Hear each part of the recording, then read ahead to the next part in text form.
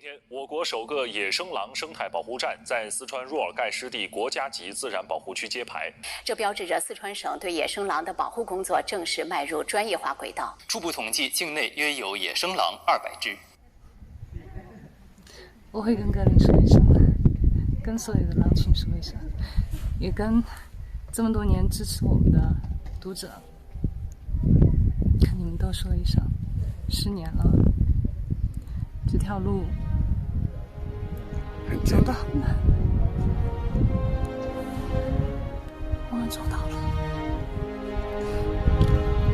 不容易啊，是吧？10年了，当我站在这片草原，我依然记得刚遇见你时的情形。那是2010年的春天。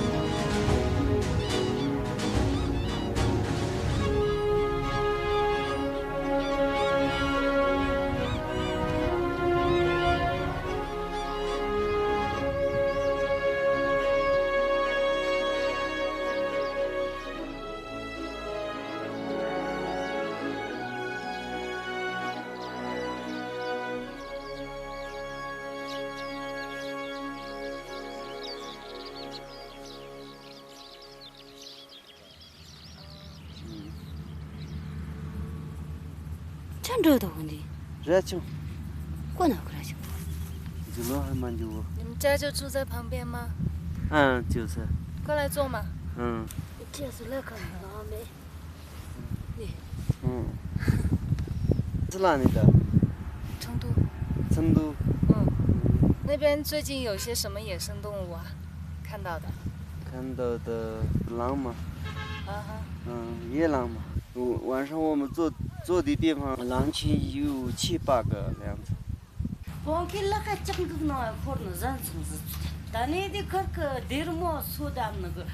真的？真的。是什么时候的事？你们也听说了？这是哪一个？这下去，水往外过去有一点房子了。水沿着河上去是吧？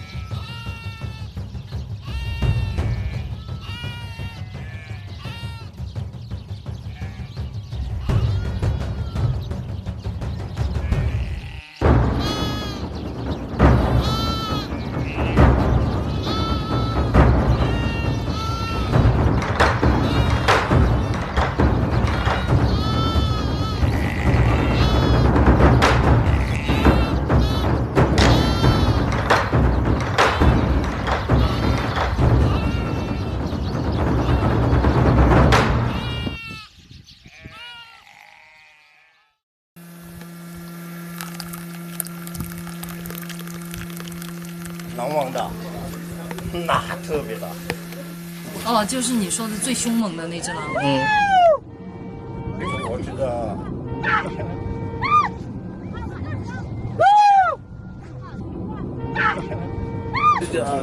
2只羊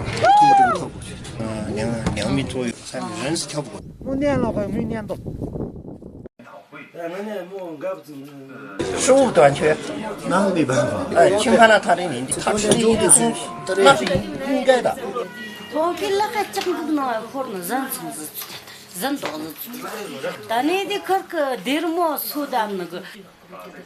就跟。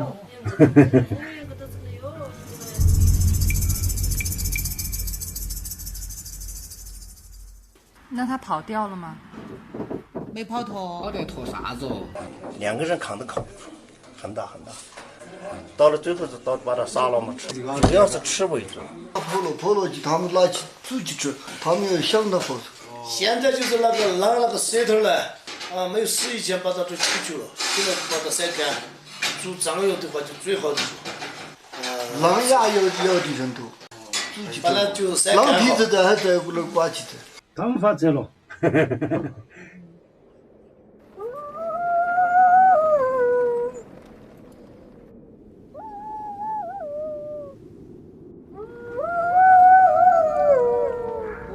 跑起来找他。母狼进村了？是村里来了，晚上我们看到了。什么时候？就是前几天我们看到了晚上。每天晚上它也叫。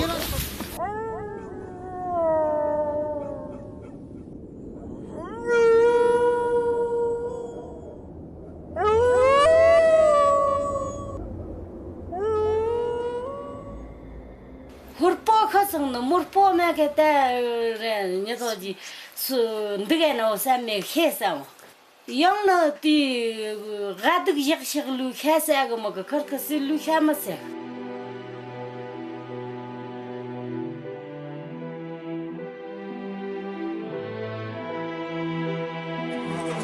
又在给逮着了，准备把它给吃掉，到现在还在，还活着呢，还有死的。那小狼现在在哪？是在哪里？是在我们黑猩猩，能看得见看不见，就看有你小狼的。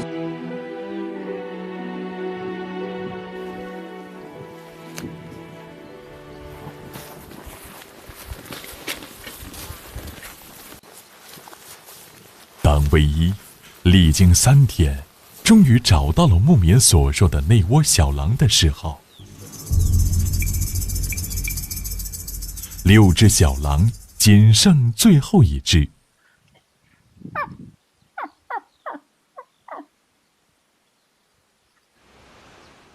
他是听得懂我叫他。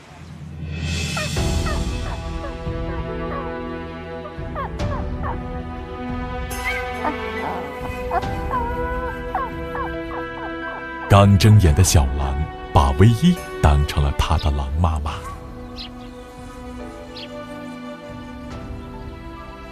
当我抱起你的时候，我不知道能为你做些什么，但是我不想你也被人吃掉。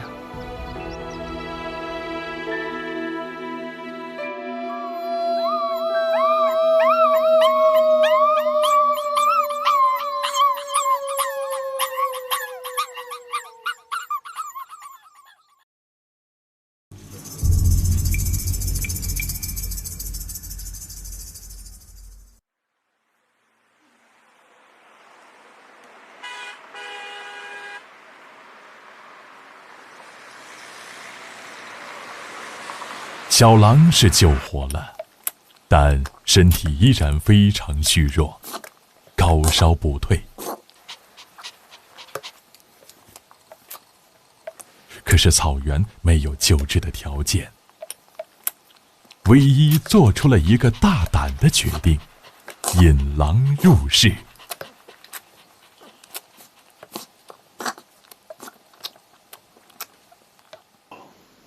这可是一只狼啊！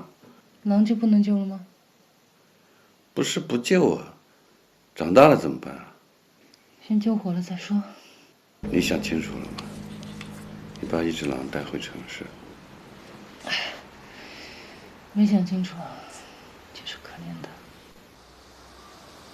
报告长，下针了啊！唯一只好瞒过父母，暂且把小狼带到了屋顶花园自己的画室里。这是我们的小狼，这是陈丽，你的哥哥，小狼。你要照顾好他，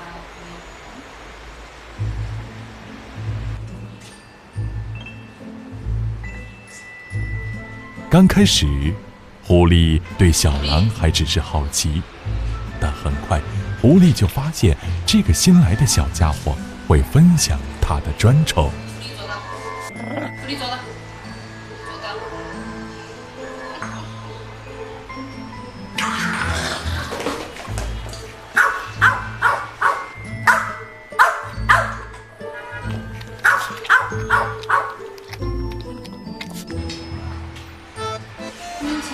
到哪儿去？为啥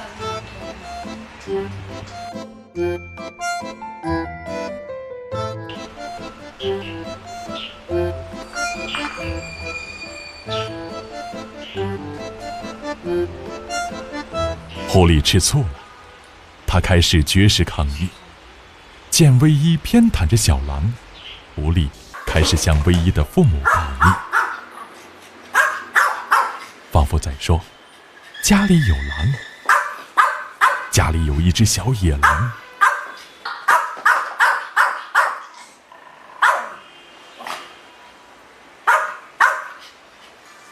可惜，没人理会，也没人听得懂狐狸的狗语。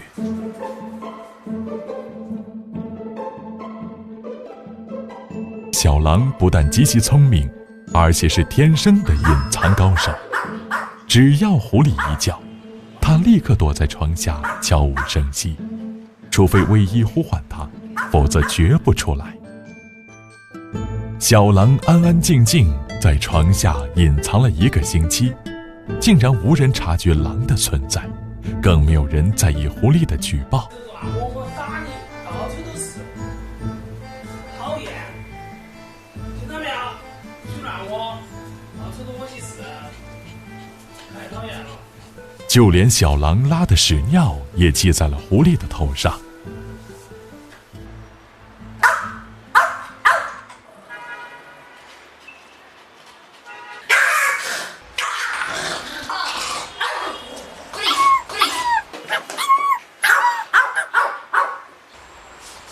你今后再敢欺负他，我朝死里打！狐狸要包容，他还那么小的呢。那爷爷说你2句就说你2句，你听到就是嘛，好大个事情呢。有些事情你睁一只眼闭一只眼就过去了，是不是嘛？那做狗也要通商量嘛。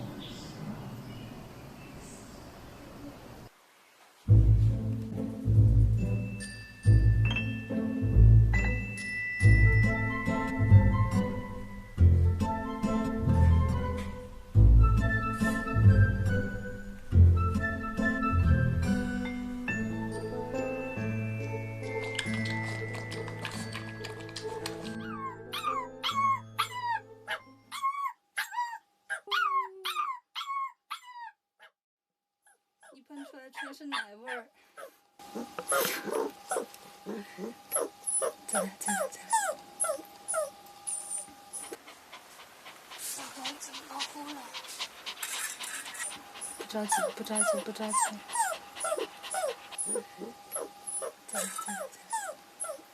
再来。看到没有？那些狐狸我要收拾他，我要收拾他。狐狸，出来，滚出来！出来！我出来！听到没有？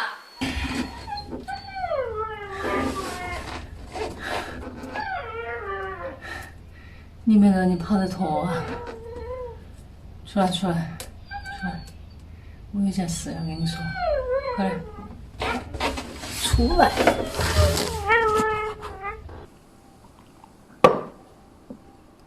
狐狸，你没按到有监控啊？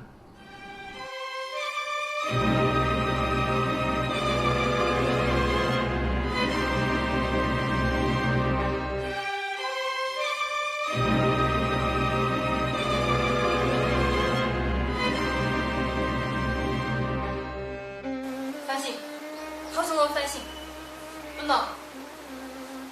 跟欺负人家，刚进家门你就欺负他，错了没有？今天问你错了没有？就还高。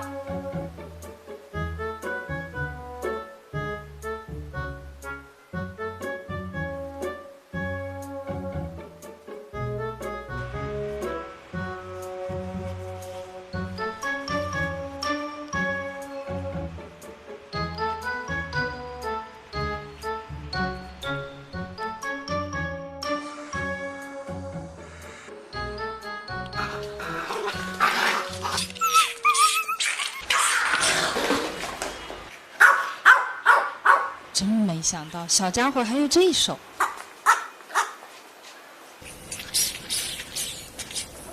上了药就好，上了药就好。狐狸和小狼都是唯一疼爱的宝贝，唯一经常是安抚了小狼，又要安抚狐狸。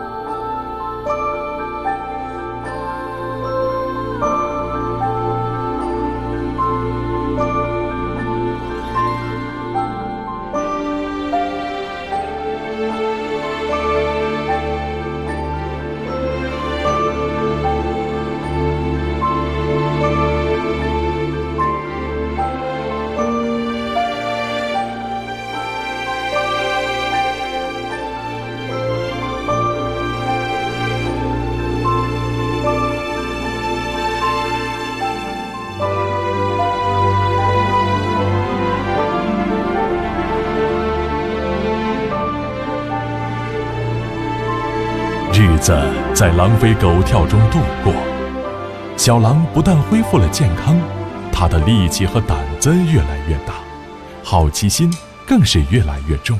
小狼，你看这是什么呀？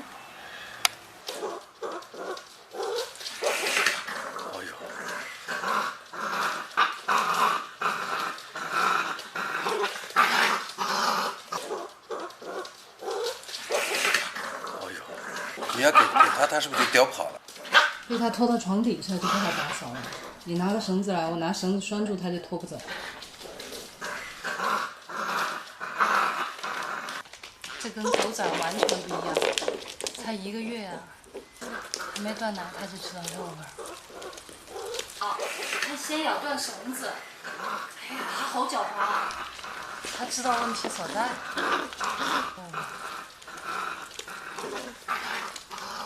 才满月的小狼就能准确地判断出绳子和肉骨头的关系，并毫不费力地解决掉，这让一峰和唯一深为叹服。小看他了。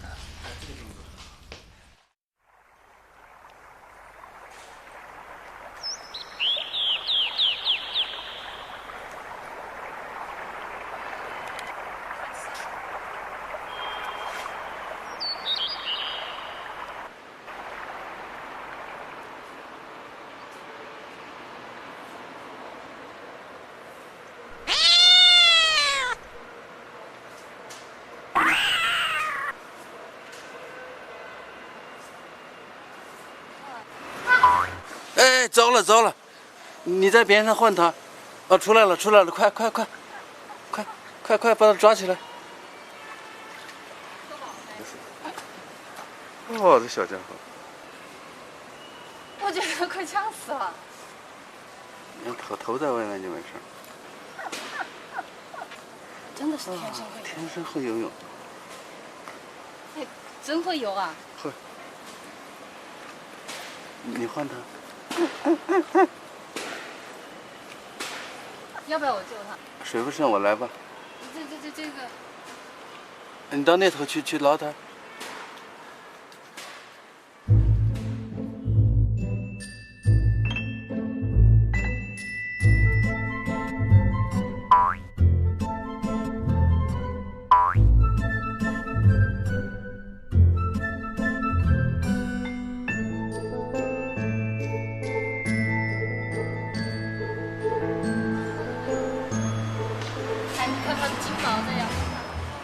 我刚拍到了。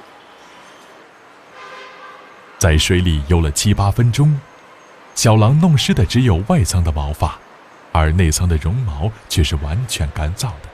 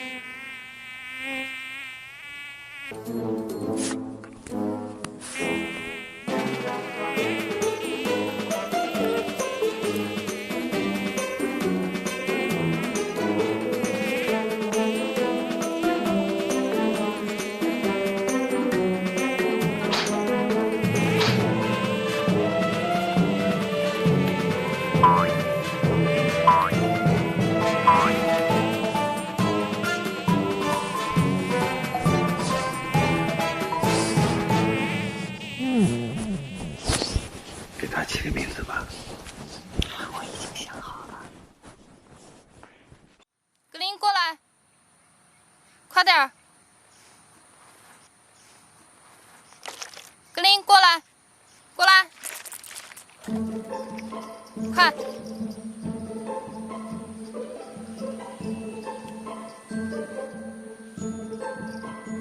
发育期小狼的活动量非常大，但狼爪不是为水泥地而生的，唯一会常常带着格林来到郊外的绿地。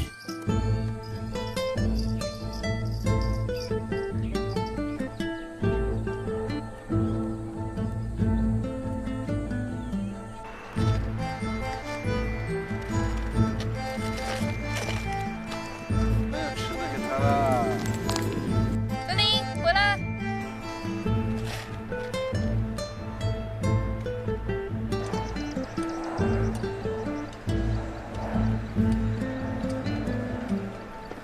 这才是你该吃的东西。哇，哇！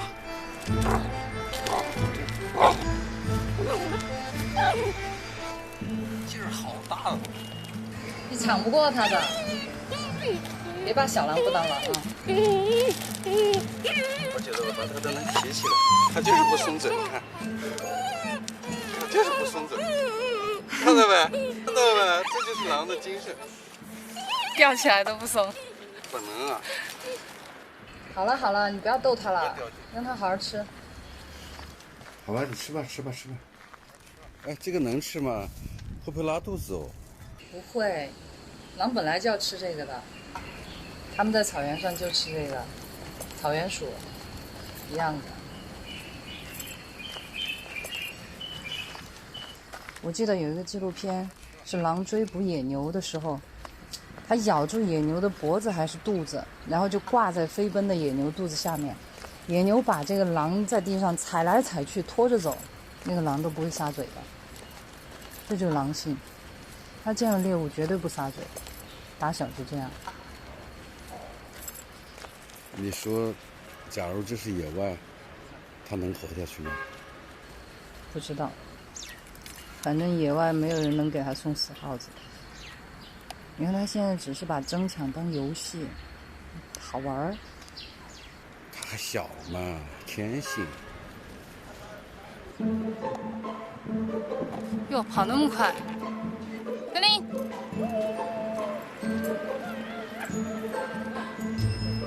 翻！你这小子太调皮了。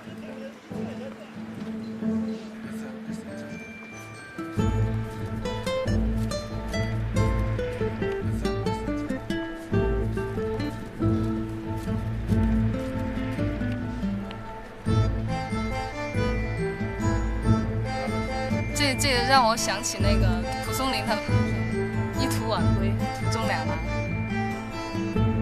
你看他对人根本没防备，以后还是少让他接触人吧。野性还是在的。只能说他胃口还在，野性在不在？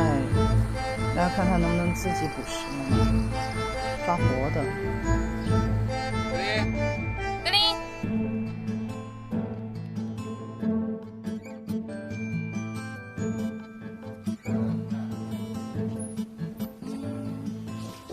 你说他们俩怎么就处不好吗？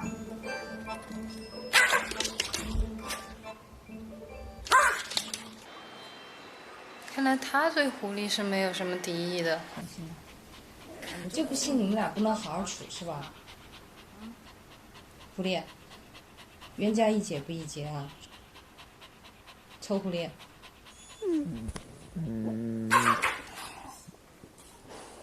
吓我一跳。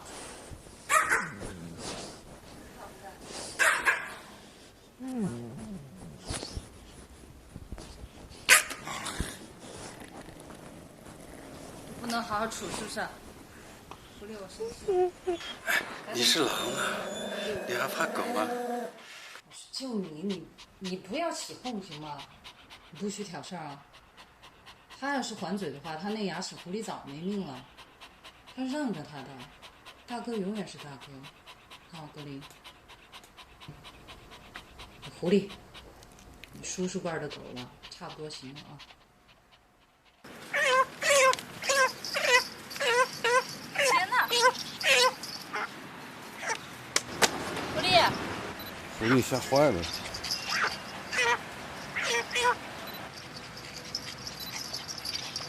格林的基因里深刻地拷贝着一套狼族特有的生存密码。随着时间的推移，密码就会一个个自动激活，使他无师自通地顽强地表现出生而为狼的本色。宠物狗无法与狼共舞。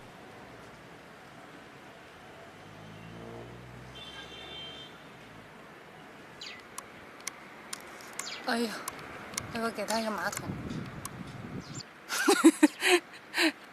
他就在看你看他的屎。这操作挺溜的。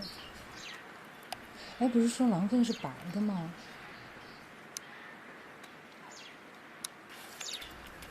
狐狸呢？不知道狐狸现在看到格林是啥反应？吓跑了。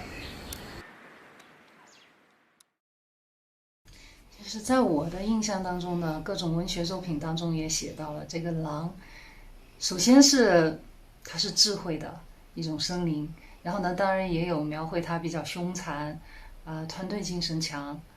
但是首先我一想到狼，我觉得狼的形象是很帅的。但是当这个小狼来到我家了以后，我才从头开始认识一只狼。可能它跟小狗也差不多，就是比小狗更淘一点，就各种咬东西。有一天我买菜，我一开门，这小家伙就冲我跑过来了。但是我当时一下子我觉得脑袋懵了，为什么呢？因为它的嘴巴口吐白沫。当时我就特别害怕，担心。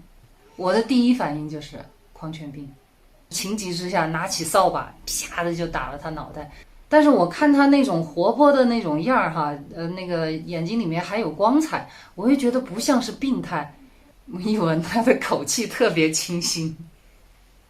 最后在床底下找出一个咬烂了的那个牙膏，我才知道，难怪他的口气那么清新，口吐白沫。当时给我吓的，这家伙他特别记仇。从此以后他倒也不恨我，他就恨那个扫把，他觉得那个扫把把他脑袋打了一个包，所以从此以后只要见到扫把他就咬，每天在家里面就跟那个扫把较劲，咬坏了我们家4、5个扫把了。格林随着他慢慢长大，在家里面呢，他都随时可能出状况。哎，我觉得这个小狼你吃了那么多亏了，你应该学聪明了吧，应该不在作死的道路上越走越远了吧，但是他还是往死里作。有一天我在看电视的时候，我就看见这个小狼又出事儿了。哎呀，这是啥？哎，快来，爸爸怎么了？粘书板上印着的那个广告挺可气的，专粘超大老鼠。狐狸，你过来。狐狸咋没粘住了？狐狸是知道它放的地方的，而且那个是在玻璃门后面，只有狐狸知道怎么开那个门。问你，狐狸，你赶紧去。解不掉啊！粘住的时候，我还问过狐狸，我说狐狸，这件事儿跟你有没有关系？狐狸那个时候的表情就是把头转向一边。我到最后我就只有给它剃毛了，然后等我把这小狼已经剃得非常非常难看了以后，一峰才告诉我说，他说其实你们女生的那个卸妆油就可以把这个胶洗掉的。对，有一个孩子，他问我，他说老师啊，你跟狼群生活了那么长时间了，你怕不怕狼啊？你为什么就不怕狼呢？然后我就问他，我说你为什么要怕狼呢？他说我还是觉得这个狼会吃人，但是至少它是有能力吃掉人的这么一种猛兽，我觉得我还是害怕它的。我说我有时候会礼貌性的害怕一下，但是呢，终归还是不害怕的。为什么呢？因为了解。也许我们怕狼，正因为是我们不了解，或者有太多的负面的东西流传下来的，所以我们才会打从心眼里比较恐惧、比较排斥，而忽略了再去了解一下它。在他们评价这个的时候，都会说一句，附带一句，就是在我看过《重返狼群》之前，我认为狼是什么什么，但是后来我就问他，我说那你们看过了之后呢？他说我爱狼，我觉得我爱上狼了，就是这样。那我觉得我们做的这些还真是值得的。其实这个小格林一来的时候，一峰就有一种担心，他说你别看他现在是小小巧巧的，跟一个小狗似的，还是迷你版的，今后长成 Plus 了怎么办？狼群是有等级的，有一条法则就是要么忍，要么狠，要么滚。于是呢，他就老是来咬我的脖子，脚脖子，咬住了脚脖子以后，他就不放，然后经常就开始甩头，就是狼的那种标准撕咬的方法啊。有时候他那小尖牙呀，就咬得你特别特别的疼。然后终于有一天，他咬住我的脚背不放的时候，我跟他说放开，他不放，放开不放，死死不放。最后我也冒火了，一下子把他扑倒，然后就给他咬过去。当时那一下应该是咬在他的耳朵上，然后他吓得吱的一叫，然后我也吓得赶紧放开。放开了以后，这个时候他的反应比我快得多，他第二口紧跟着又给我咬过来了，他的动作也快，反应也快。然后当他的嘴巴伸过来扑过来，还没来得及张嘴的时候，我那个时候嘴巴这么大，我一口就给他咬过去，结果连鼻子带下巴我给他咬在嘴里了。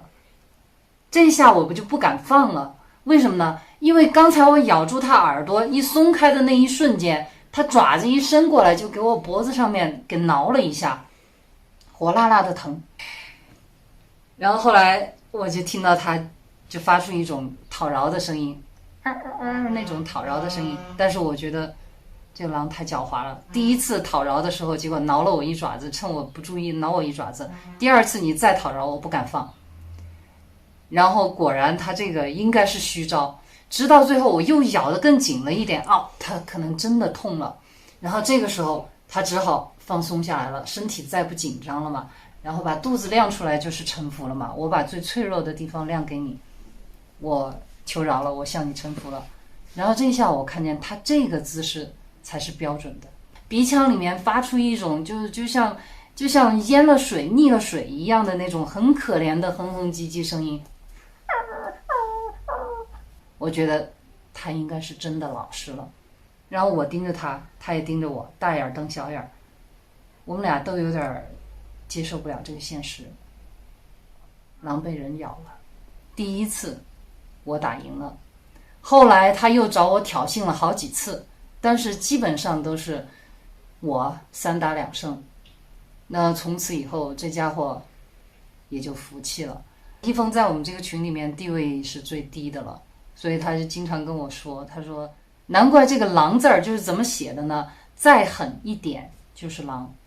但是我跟他说那也不一定啊，人家说文解字里面说了，狼良犬，从犬良生，狼是好狗，到底是良犬还是恶犬，那我们也只有慢慢走着看吧。狐狸过来，过来，狐狸走了，狐狸坐的比他远一点。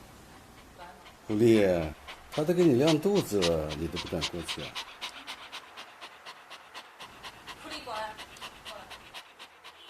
自从格林在狐狸面前展示了他的猎杀本性，狐狸就再也不敢招惹格林了。真的是狼性改不了，就要和他吃。六亲不认。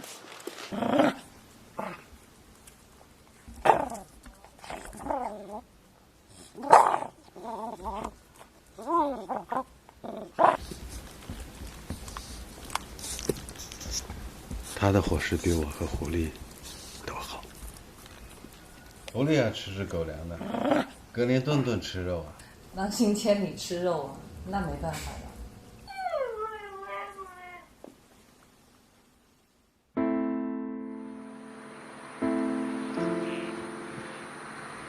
格林会成长为食肉猛兽，可是狼并非六亲不认。过来，格林过来。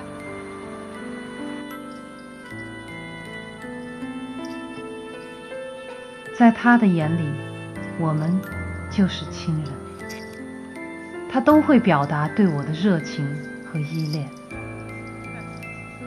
我们也更加疼爱这个狼孩子。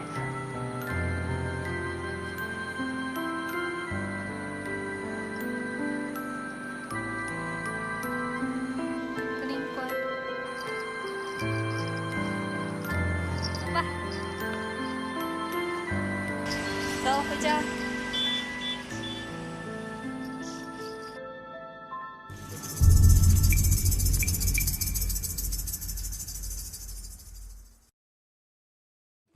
Feet. The prairie dog. You might easily overlook the prairie dog until it opens its mouth. It's a little animal with a big voice. A team of scientists believe this noise is in fact a very complex language, which is remarkable. 哎呀，是我电脑啊！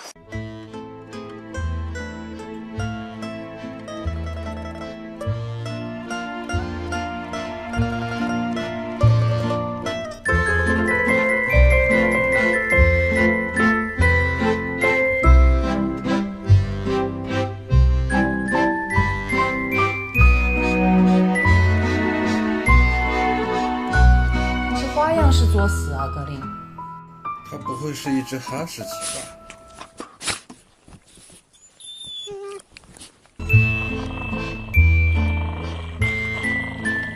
尽管没有真正的狼父狼母教导他，然而，格林似乎从未忘记他是掠食动物。公寓成了格林的狩猎场。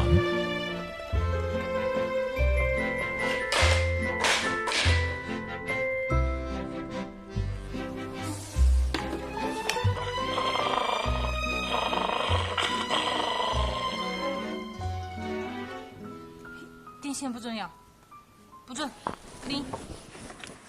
哎呀，拆家呀！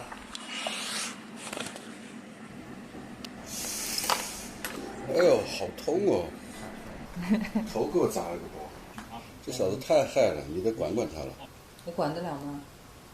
我的命令对狼来说只是个建议，一片狼藉，他跟什么都能打一架。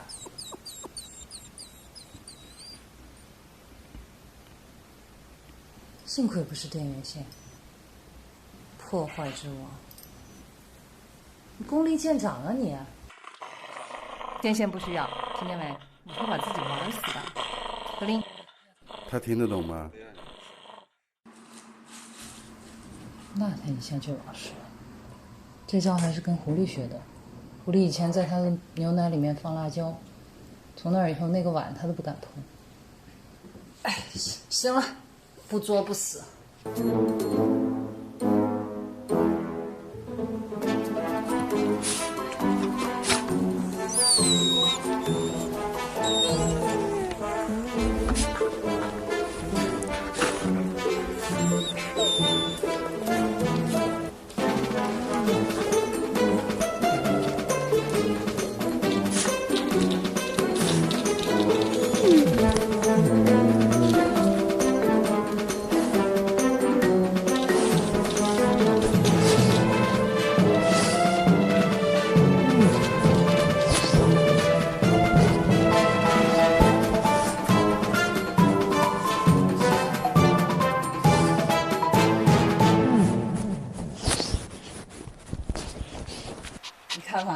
还是狗的招管用，知识点呢，是吧，狐狸？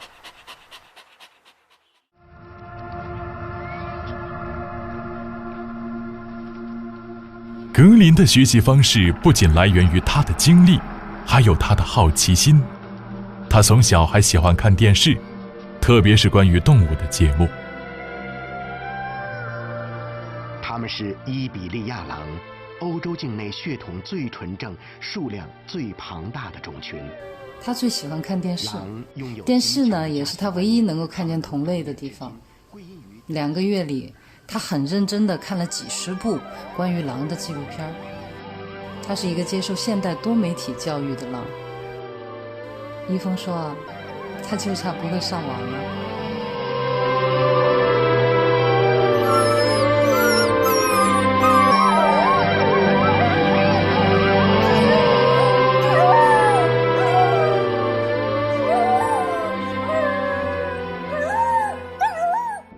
今天的课程是如何捕鱼。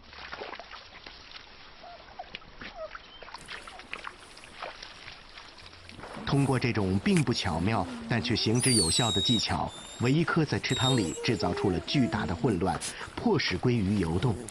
他以狼的一贯风格追捕着鲑鱼，等待它们犯错误。就像鹿一样，其中一条鱼肯定会游错方向，然后被狼抓住。他真的看得懂吗？我试过一下。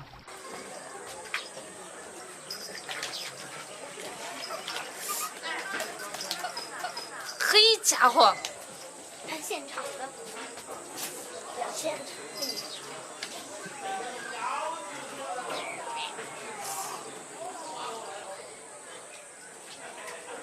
说完喽。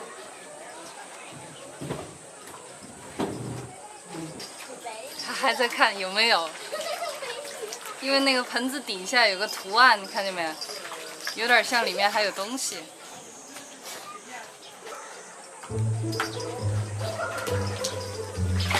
他确实把电视里的技能学以致用了，而且呢，他还并不满足于盆子里的猎物，他会举一反三。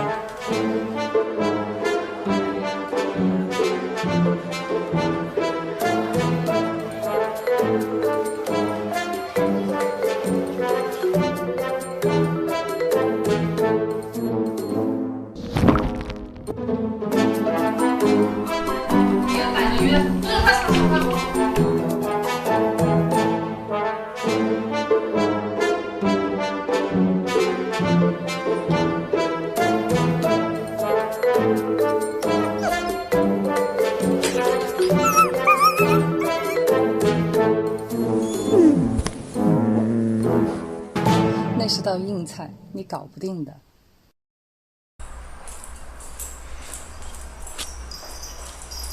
狼天生多疑而警惕，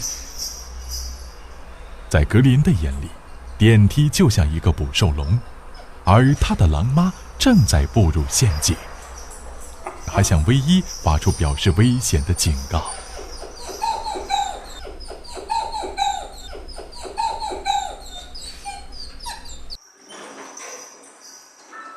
后来格林明白了，电梯对唯一无害，他就不再哀嚎，但他仍旧固执地坚持不进电梯。格林有自己的方法。格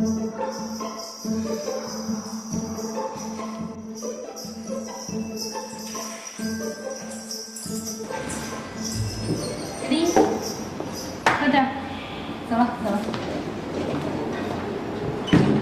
对野生动物而言，在城市当中，自由是极其有限的。为了确保外出的安全，从格林很小的时候，唯一就尝试给他套上肩带。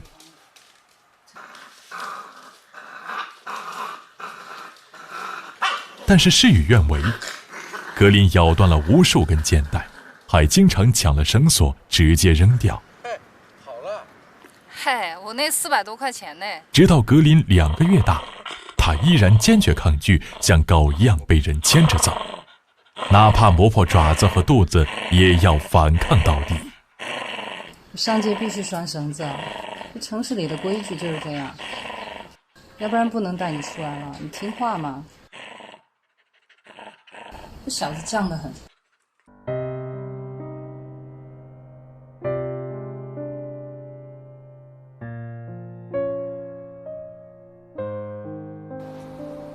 家不是他的长久之计，这样下去肯定会出问题的。那怎么办？一只狼不能总是生活在公寓里。2个月里，我求助了很多家野生动物保护机构，希望他们能够收容格林，但是都没有回应。这时，唯一曾经求助过的国外狼保护区来信愿意接受格林，考虑再三，唯一婉拒了。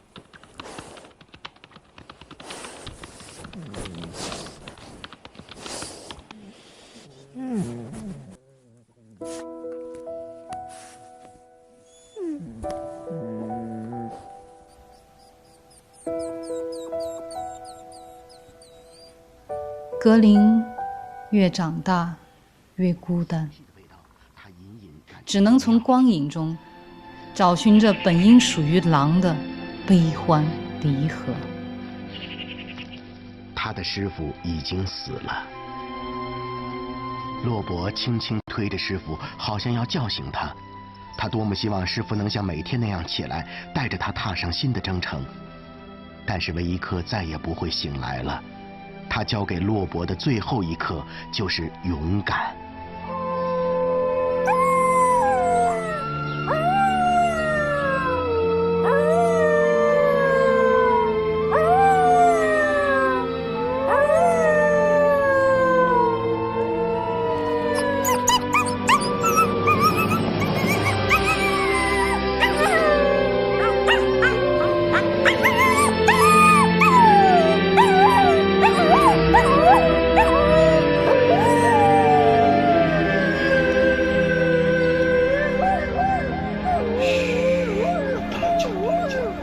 快关窗户！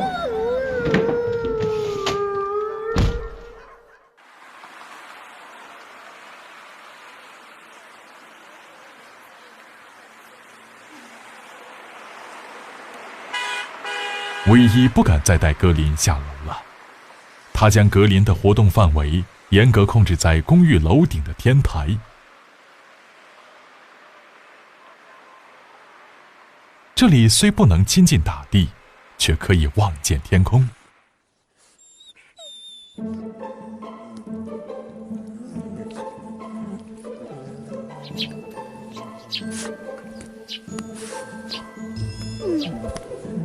在没有任何娱乐的楼顶，唯一尽量不让格林感觉孤独。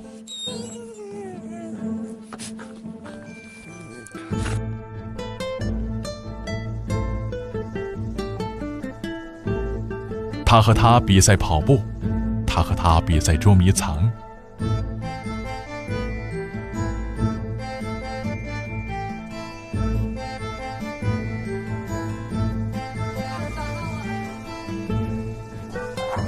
他和他比赛抢骨头。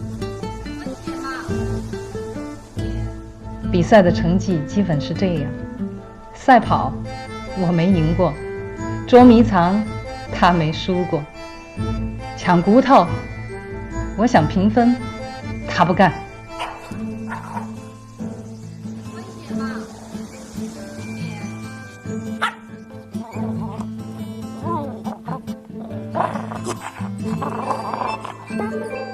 他是天生的猎食者，但是实在没有用武之地。格林成了一匹蜗居城市的宅狼。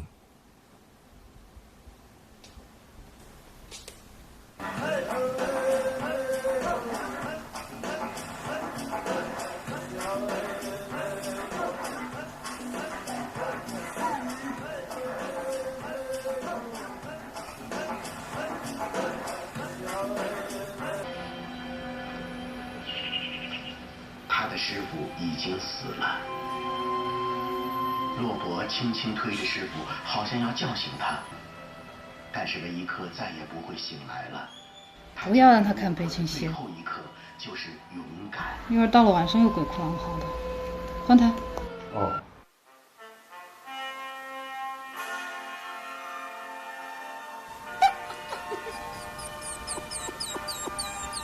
给我。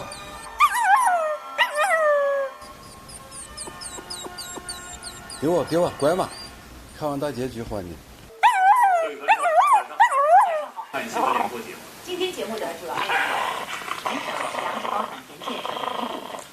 不要咬我嘛！你叫就叫嘛！你激动什么？激动你咬我，拿我213年的。哎呀，这2008年咬的。你看过来创建按2季来算，腰上面占到我们全省粮食播种面积的1次。没有种吧？从总产来说，占到全省粮食总产量的55%。对全力推进粮食高产田建设，山东财政对通过验收的地块每亩奖励30元，同时把各市粮食总产量和高产创建纳入综合考核体系，市长、县长甚至乡长都要负责。山东省将以高产示范田建设为抓手。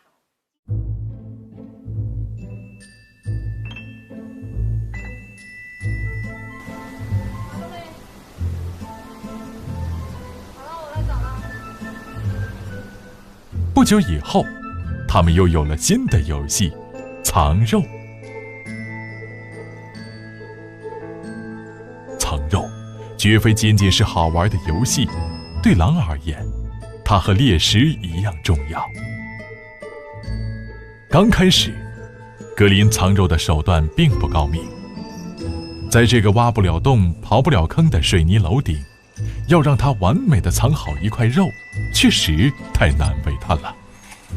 我也找到你的肉了，再换一个地方，想好藏在哪儿？看它叼的东西。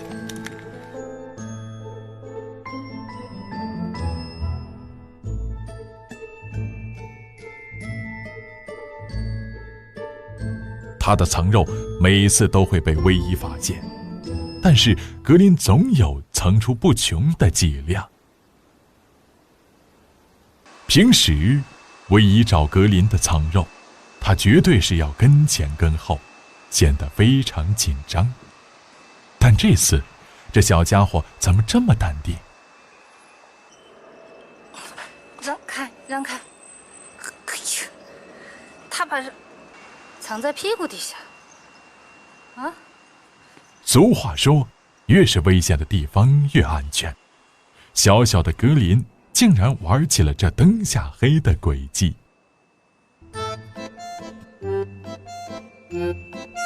哎，这边有没有？那边我也没找到哎。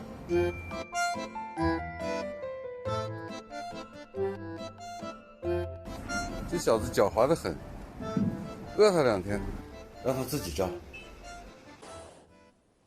连续2天没给他食物，格林终于意识到，再不启用存粮，明天就要饿得走不动了。第3天，唯一带他上楼。一开始，格林带着唯一兜圈子，躲躲藏藏绕了几10圈。当格林终于感觉甩掉了唯一的跟踪后，才警惕地从一个雨水管道口掏出了他的存粮。在格林看来，好不容易找到的这个藏食点，远比这块肉的意义更为重要。狼是储存食物的专家，脱离狼群成长的格林却无师自通地懂得这一点。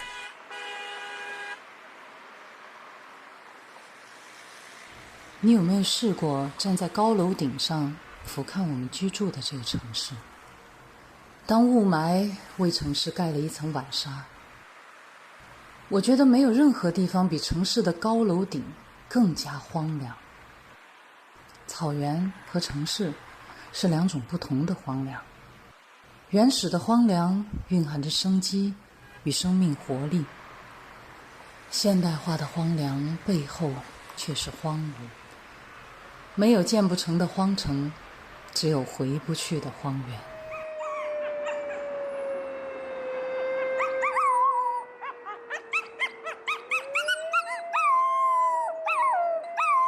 随着格林慢慢长大，一些属于狼之天性的东西会越来越多地显露出来。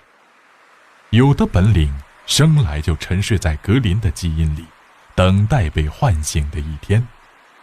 然而，在这高楼林立的城市里，这些天性也可能一辈子会沉睡下去。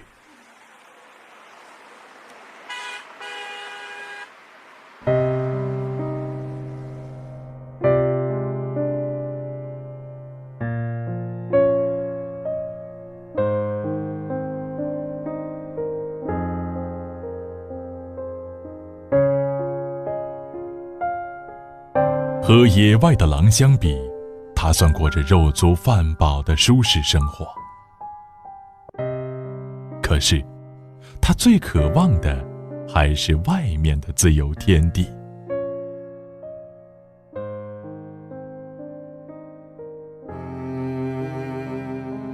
下不了庭院的格林，每天眼巴巴盼望的就是上天台。这小小天台虽说荒凉，却是小格林的乐园。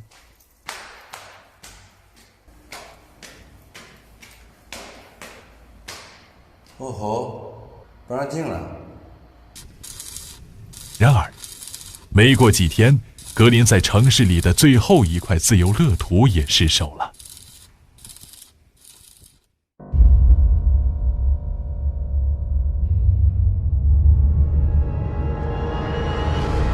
就他，就是他，说到你了。上街了，朝那边跑。繁华都市里，一匹野狼上街了。那边。受到惊吓的格林窜上了主车道，造成了交通阻塞。一直到晚上，他们才找到了围困在马路边绿化带中的格林。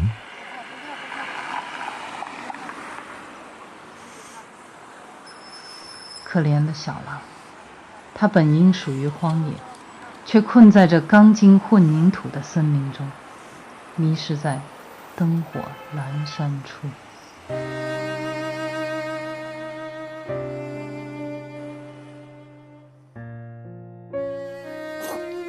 好悬哦，差点被碾死，想想都后怕。这个狼的天性呢，它是好自由的，它肯定是不甘心被关在家里，它肯定还会再跑。我把它看紧点。它越来越野了，你看得住吗？这不是狗跑掉那么简单，城市大街上一匹狼来了，击毙！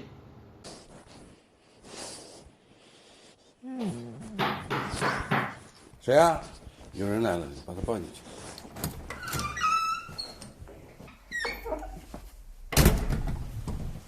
刚才是那个物业的，他们说问我们是不是养了狼狗，他说新的禁狗令下来了，禁养这种大型犬，咋整？他们是挨家挨户养狗的都在问的。格林很可爱的，能不能给他再打扮萌一点，让人不害怕？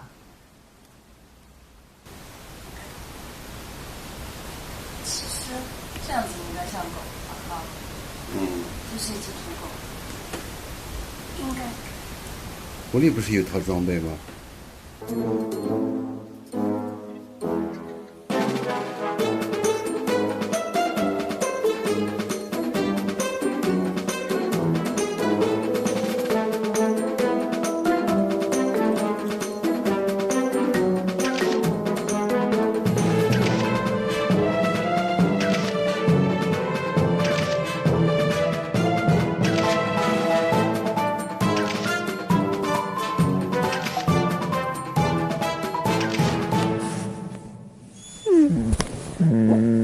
这样肯定不行的，就算把它的毛都剃光了，它也是片落了。他们说这一次新的禁狗令还挺严的，还是想想别的办法吧。那怎么办？似乎最好的去处就只有是断奶。那就要关他一辈子了。但至少他能活着，还有什么比活着更重要吗？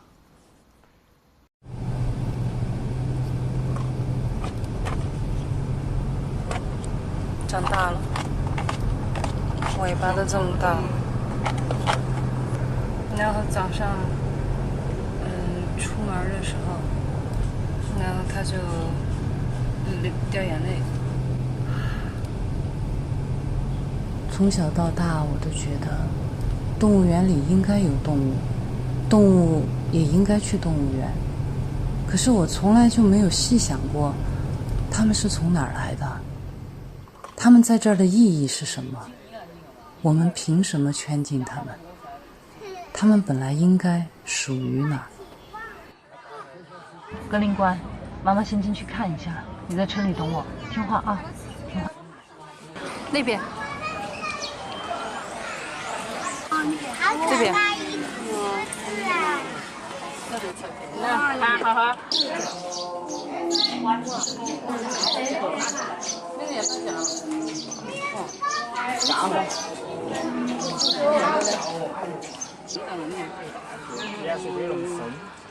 老虎打架了！哎呀，这几天耍流氓！哎，来，来来。耍流氓！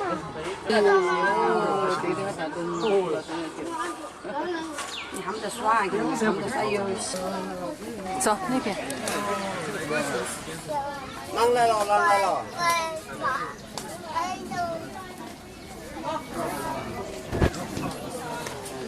人家跑过去跑过了。不要焦虑，那我这一坨都不长草，这一坨冲不起来，都到头了。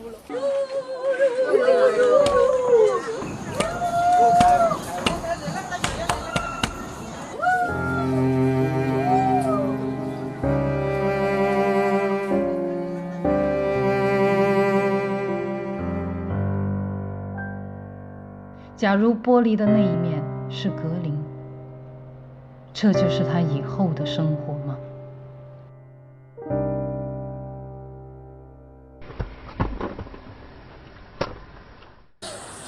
我们回家。对呀，就是说我们发现他爱看电视，那就准备了很多纪录片。哎，他还真看。他不但看的认识了这个同类，看得津津有味的。其实就是那个，他看了电视以后，不但学会了抓鱼，他还学会了嚎叫。哎，我还会叫，原来这是我的声音，哦，每天晚上给你嚎两声。他也很得意，这第一次我们听到他真正的狼嚎，这是第一次，这一下就不可收拾了。三更半夜的，孤单来一嗓子，哦，当时也恨不得把他的嘴捂住，但是不敢。你也捂不住。他捂不住，他是孤单了嘛。那自从学会抓鱼，学会了嚎叫，新的问题就来了。他意识到了，学会了自己本应该发生的事情，甚至他孤单的时候他就好了，是夜深人静的时候来了，吓得我们三更半夜起来陪他，他就不叫了。哎，结果他就又发现问题了。哎，这一招很管用，我老子要出去玩，你不让出去，我嗷一嚎一嗓子，好吗？啊，我带你出去，带你去上楼顶上。养狼比养狗复杂。那么送到动物园，好像我们就是说尽到了一份责任，把它救活了，也给它一个合法的身份一样。但是到了动物园才发现，他在里面根本就没有身份，他就是一个囚徒。囚徒，对。那救活它的意义又在哪里呢？城市不能带，得另想办法。城市没有狼带的地方。养动物是一种责任，当你接受了这一个生命的时候，你就一定要做好这样的心理准备，你要对它负责到底。而这一个承诺可能长达10年甚至更久。格林作为一个另类，他到我家，小到生活的每一个细节，每天都是麻烦。他也不光是大家眼中看到的那么可爱那么萌，不光是欢乐的一面，也有很多淘气的。他是一个私家能手。比如说我的拖鞋没有一双是好的，我的雨伞总是被他撕成碎块，我经常回家都能看到一片狼藉。我想这个词儿就是这么来的吧。然后有一次回到家，看见到处乱七八糟，而且我还找不着他，床底下、沙发底下到处找遍了，我都找不着格林，到底藏哪儿了？结果一抬头，他在冰箱的顶上，我都不知道他怎么上去的。狼不像狗，你可以教它在一个定点的地方乖乖的，它不，它就是要到处去标记它的领地，它绝对不会听你的。狼的味道比狗浓烈太多了。有一次我实在受不了了，我就拖出水管来冲地板洗地，后来这个地板就受潮了，中间拱起来很高的一块，结果小狼又开发了新的娱乐项目，溜滑梯。狐狸是一个非常讲究的狗，洗澡，然后剪毛，因为长得像狐狸，所以我们就省事儿，就直接叫它狐狸。它是一只博美犬，它讲究到什么程度呢？它出门都要洒香水的，只要我把香水往空中一喷，落到地上，它马上到面前那片地来打滚，它非常讲究的。它呢也是非常黏我的。就是随便我到哪儿去，他总要抢门，就一定要跟着我走。但是那一天呢，因为狐狸他刚刚洗完澡，浑身雪白雪白的，我又给他喷了香水，我就不想把它弄得太脏，所以就让狐狸留在家里面了。然后我们就只带了格林走，然后我们带着格林去郊外玩了大半天，回来以后，狐狸已经气胀了。方向错了，他在这儿。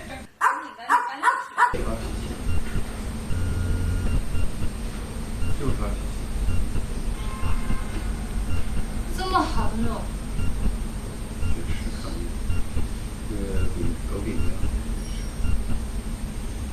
那我告诉你啊，一会儿小狼出来吃了这块肉骨头，那是你自找的哈，我可是先喂你的哈。说出来了，你绝食，你给我绝，我看你绝得了多久？先欢迎你。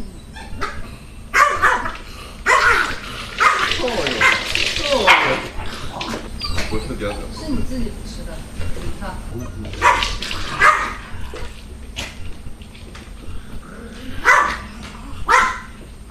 妈妈下来。你安慰安慰他吗？我在安慰。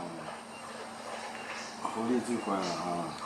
你是香狗，狐狸是最香的狗，就是那个狼最臭哈，小臭狼哈，老是惹你，高兴点了。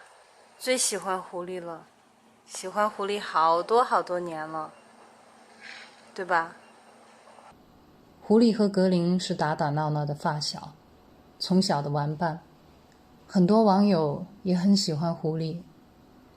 但是自从格林来了之后，确实狐狸受了不少委屈。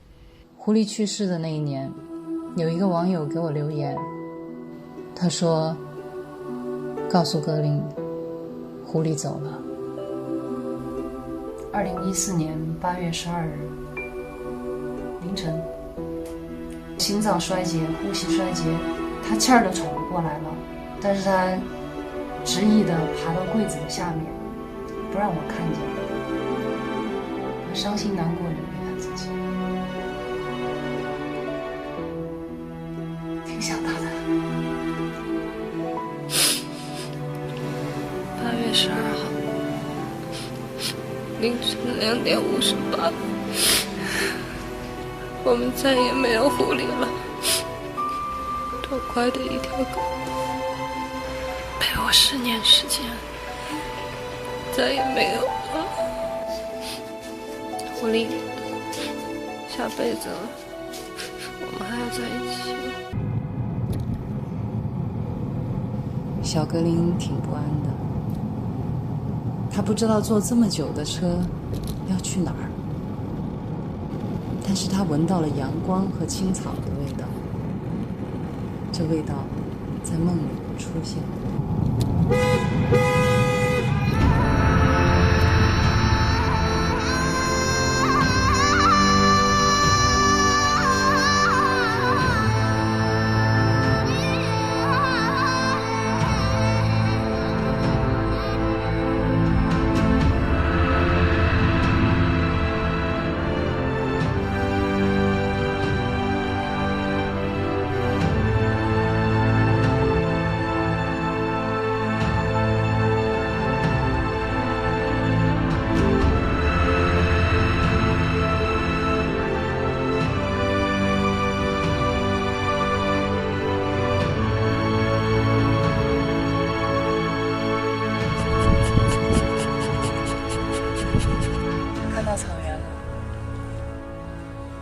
他出去吗？那就让他下去吧。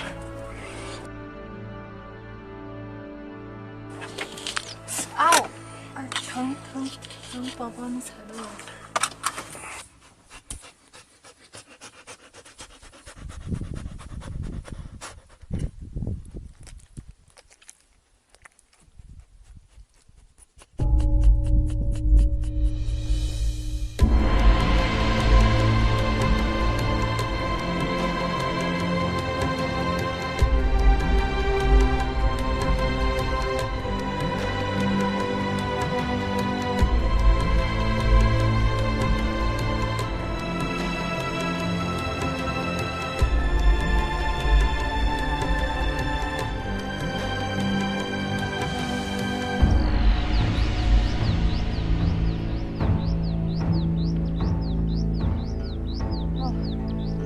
好没眼儿了。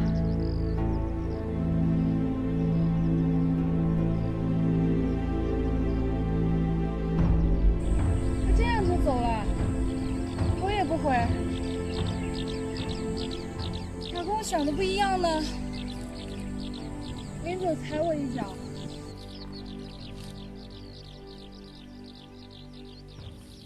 不可能这样就放生了吧？这么大的地方，这下自由了。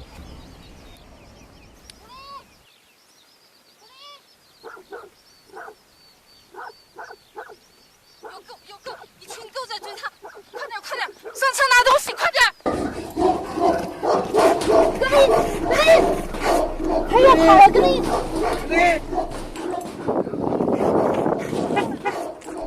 格林！走开！格林，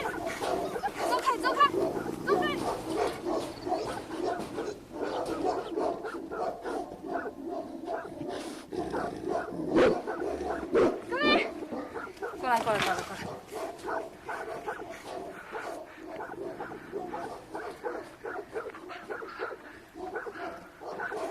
上哪儿去找人？好家伙，还以为你不要我了。快点，又来了！快，格林乖！对，就冲过来。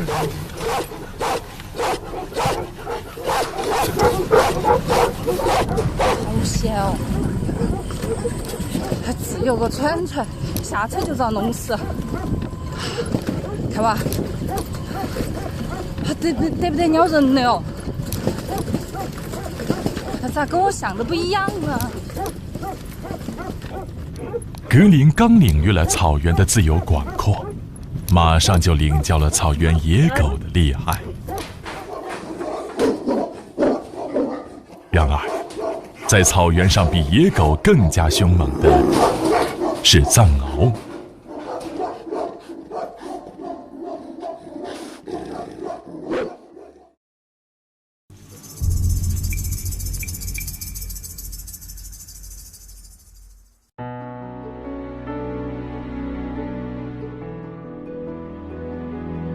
相传，獒和狼是天上的一对战神。獒叫做龙狗，狼叫做天狗。龙狗忠诚骁勇，天狗智慧善战。战神龙狗因为嗜杀成性，触犯天条而被贬到人间，成了獒。獒选择依附于人类，人给它提供食物，獒为人看护牛羊。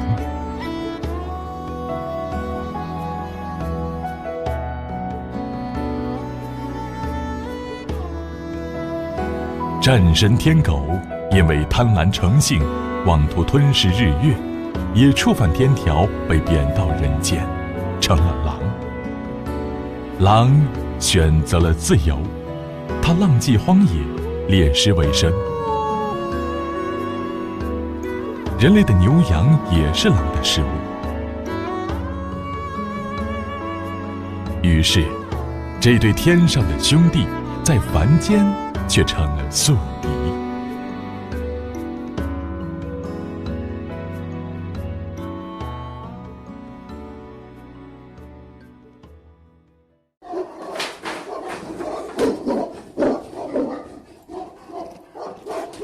我们是来寻找诗和远方的，还没跑到远方就被撵了回来，实力不够，只能再苟且一下。这是我的朋友老林的熬场，是我们在草原的第一个暂住地。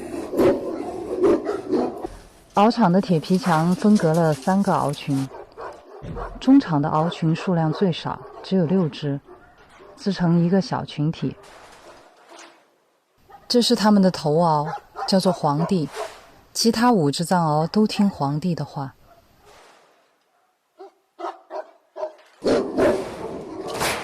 狼和藏獒是不共戴天的仇敌，而几个月大的格林必须面对30多只凶猛的藏獒。虽然在主人的命令下，藏獒们勉强接受了这只小狼，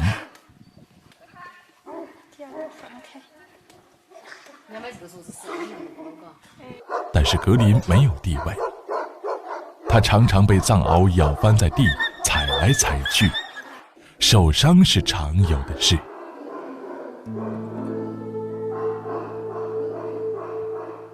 每天的蹂躏结束，格林总是精疲力尽，几天时间就瘦了一大圈，很揪心。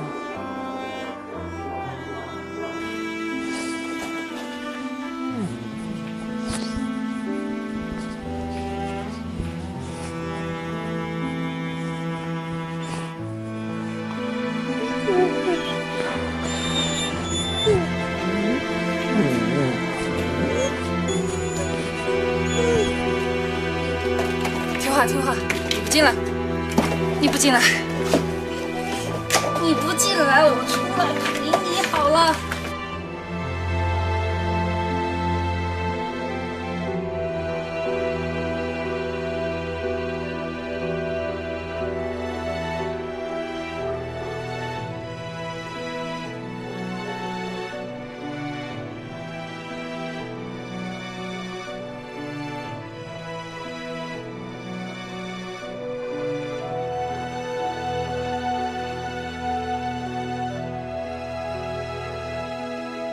但每次我安慰完他之后，他还是要回到獒舍，他还是渴望和同类群体生活。生而为狼的格林，为了确立自己的地位，日复一日，屡战屡败，屡败屡战。然而，独狼难敌众獒。但是格林变得更加强韧，更加敏捷，更加机智。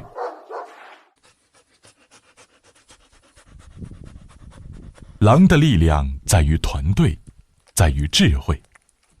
当格林没有狼的团队可以加入的时候，他唯一能凭借的就是智慧。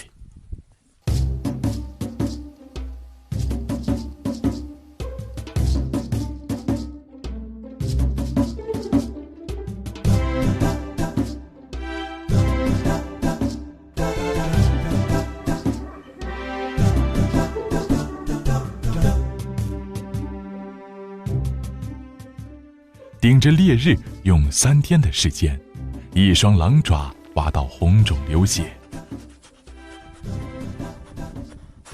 格林终于挖成了一个1米多深、坐南朝北的洞。洞外烈日暴晒，洞内却阴凉潮湿，不但可以乘凉，还可以防御。洞道狭窄，藏獒钻不进去，在防御的同时，观察着藏獒的作息和饮食规律。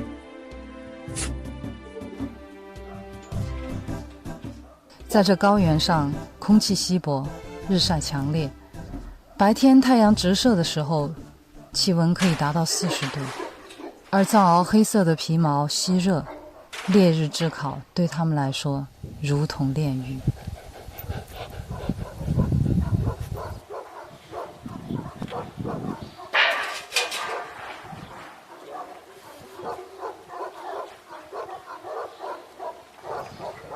藏獒们每天有1盆水解渴，然而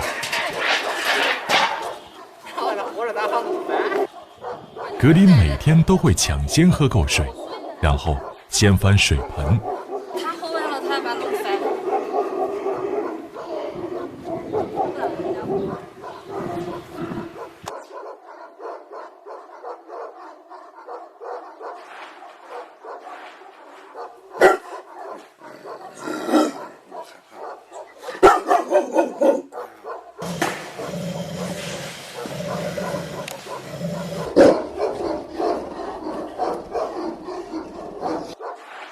藏獒追他，他就躲进洞里。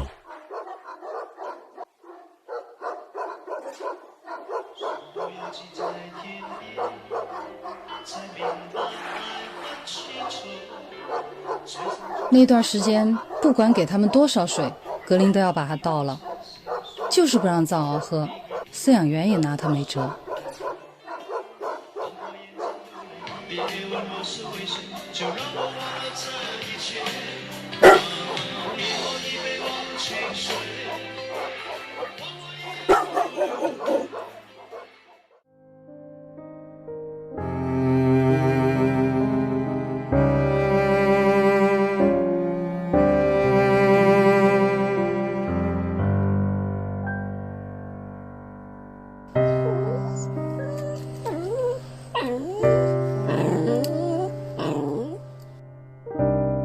等到藏獒干渴疲惫时，报仇的时机到了。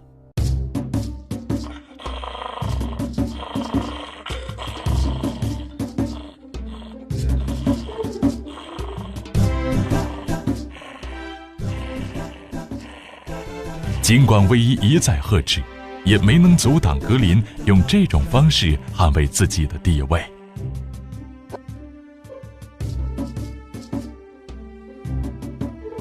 4、5天之后，藏獒连反抗的精力都没有了。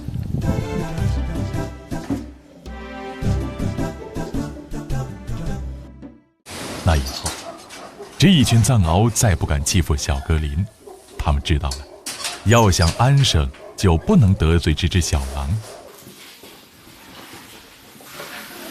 你儿子不回来跟你一起睡了？不回来了，他要跟藏獒一块睡。他们不打他了？不敢了，他们现在好得很，藏獒把他舔的都要包浆了。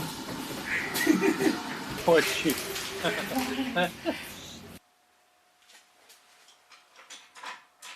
尽管是末等，格林终于在藏獒群中有了一席之地。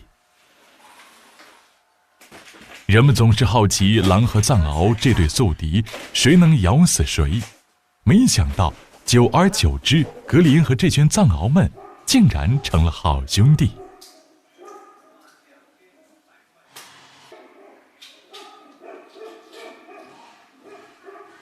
藏獒们每天的主食是2斤生牛肉、1斤狗粮、1个鸡蛋。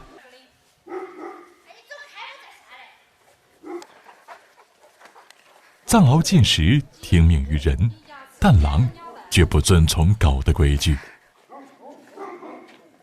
在食物面前，格林一定要让自己掌握主动权。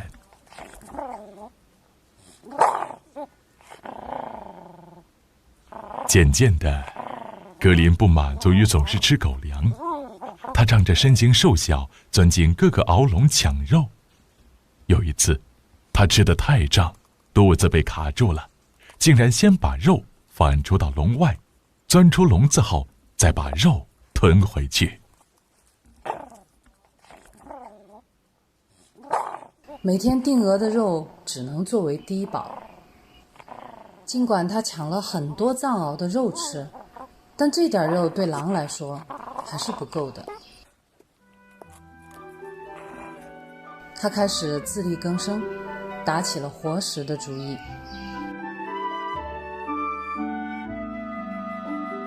鼠兔是草原上常见的兔类，是野狼钟爱的主食之一。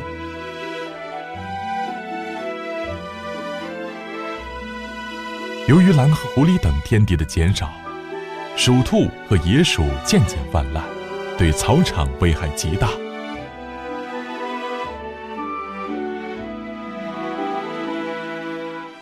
鼠兔机警敏捷，并且从不远离洞口活动。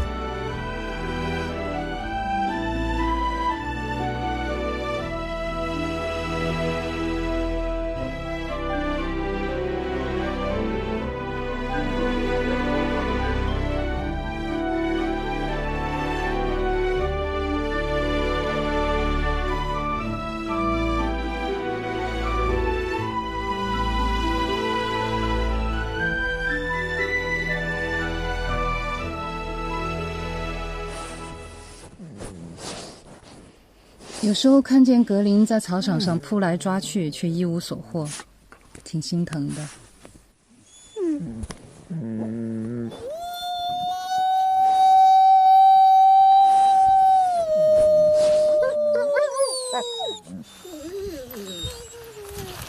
格林是个孤儿，没有狼能够教他怎么生存，我只能扛起狼妈妈的责任，教这孩子捕猎。尽管我也是个青铜。你看见那个没？过来，我教你摆，来吧。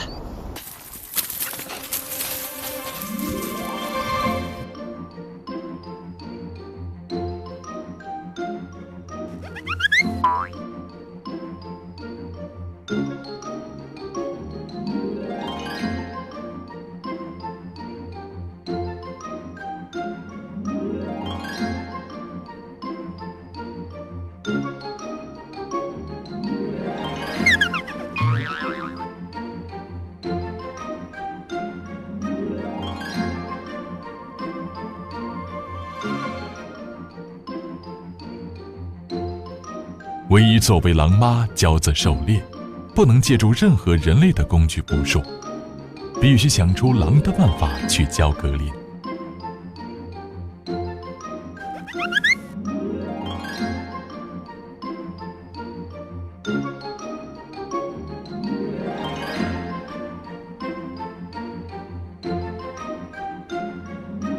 多次失败后，他终于有了一套办法。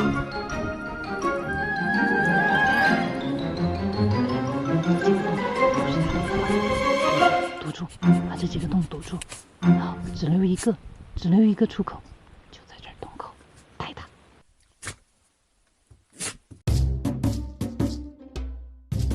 格林很快学会了唯一的方法，并且青出于蓝而胜于蓝。哎呀，乖，能干！哇，逮到第一只，太棒了！虽然是一只小小的鼠兔，但对格林意义重大，这迈出了他野外狩猎的第一步。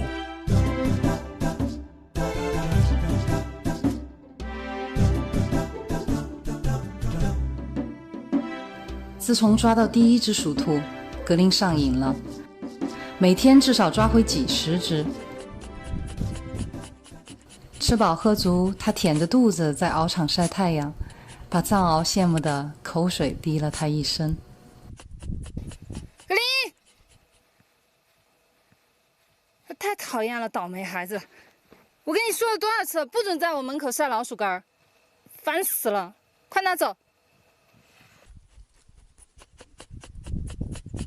格林成了捕鼠高手，很快老林獒场的鼠兔和野鼠就被格林抓完了。隔壁獒场听说后，都争相请格林前去灭鼠，但隔壁獒场的藏獒却容不下这只陌生的小狼。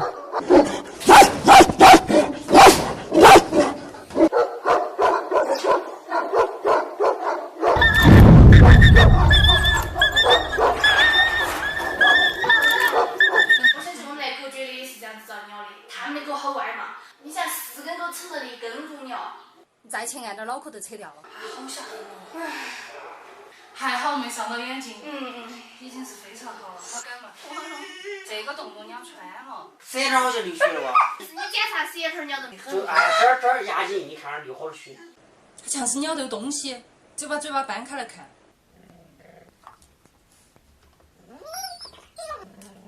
听话，放开，放开，放开，放开，听话，听话，给我。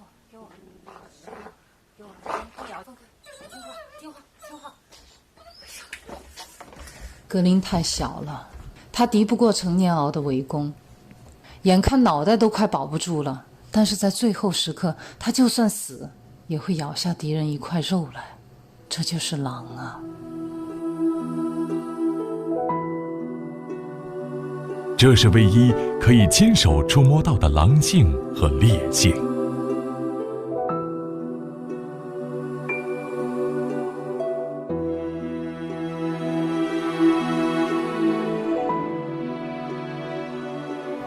格林的脸颊被咬穿，狼牙折断，颈动脉险些撕裂，他张不开嘴，甚至难以进食。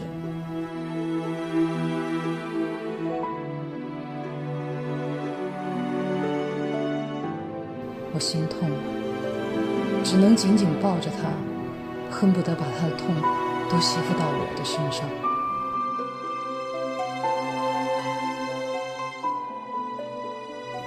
格林刚出生就被掏了窝，为了不被囚禁，我们踏上了寻求自由的征程。迫不得已，在獒群中栖身，我带着他东躲西藏，步步小心，却步步凶险。可是对于一匹想要回归荒野的狼而言，还要面临多少的未知？自食其力并承受危险，是追求自由的必然代价。可如果有一天，这代价是他的生命，我还舍得让他走这一步吗？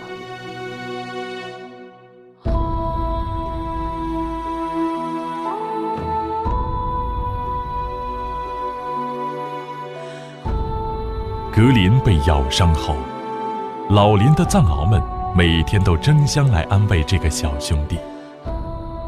在藏獒群中，格林虽然处于末等，但也是群体一员。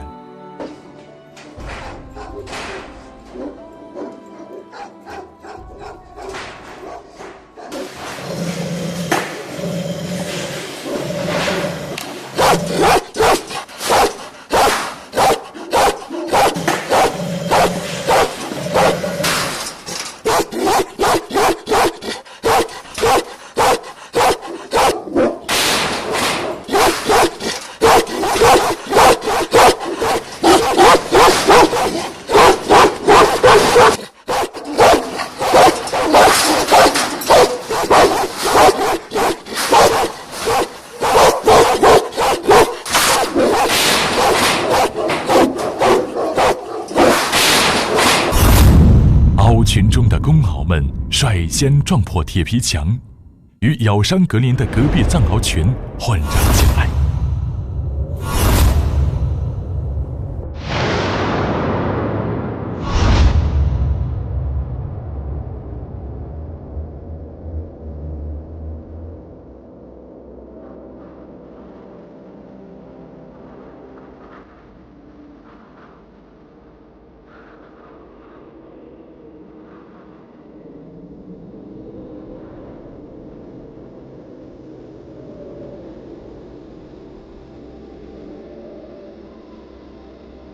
最先冲入敌群的一只公獒受伤最重，被撕掉耳朵，咬断了腿。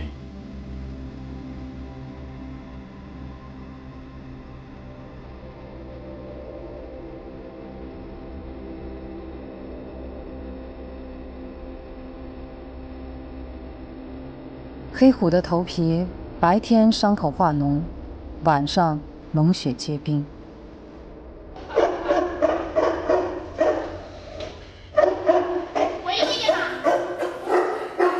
反复的剧痛折磨使他狂躁不安，拒绝治疗，谁都无法接近他。在大家都束手无策的时候，格林默默地走到了黑虎身边。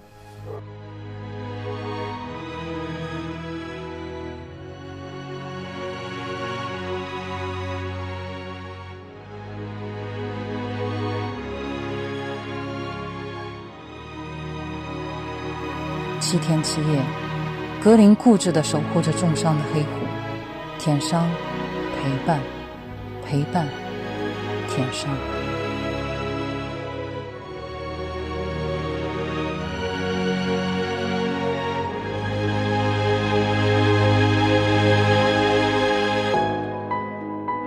当初带着退无可退的格林来到草原，不得已将狼放入獒群中。渴望群体生活的小狼，靠着自己的智慧坚韧，居然化敌为友，与藏獒成为了生死与共的战友。狼和藏獒本不是天敌，却被人为造就成了宿敌。獒是忠诚护家的卫士，狼是团队观念极强的勇士。或许传说中的天狗和龙狗真的是可以并肩作战的一对战神。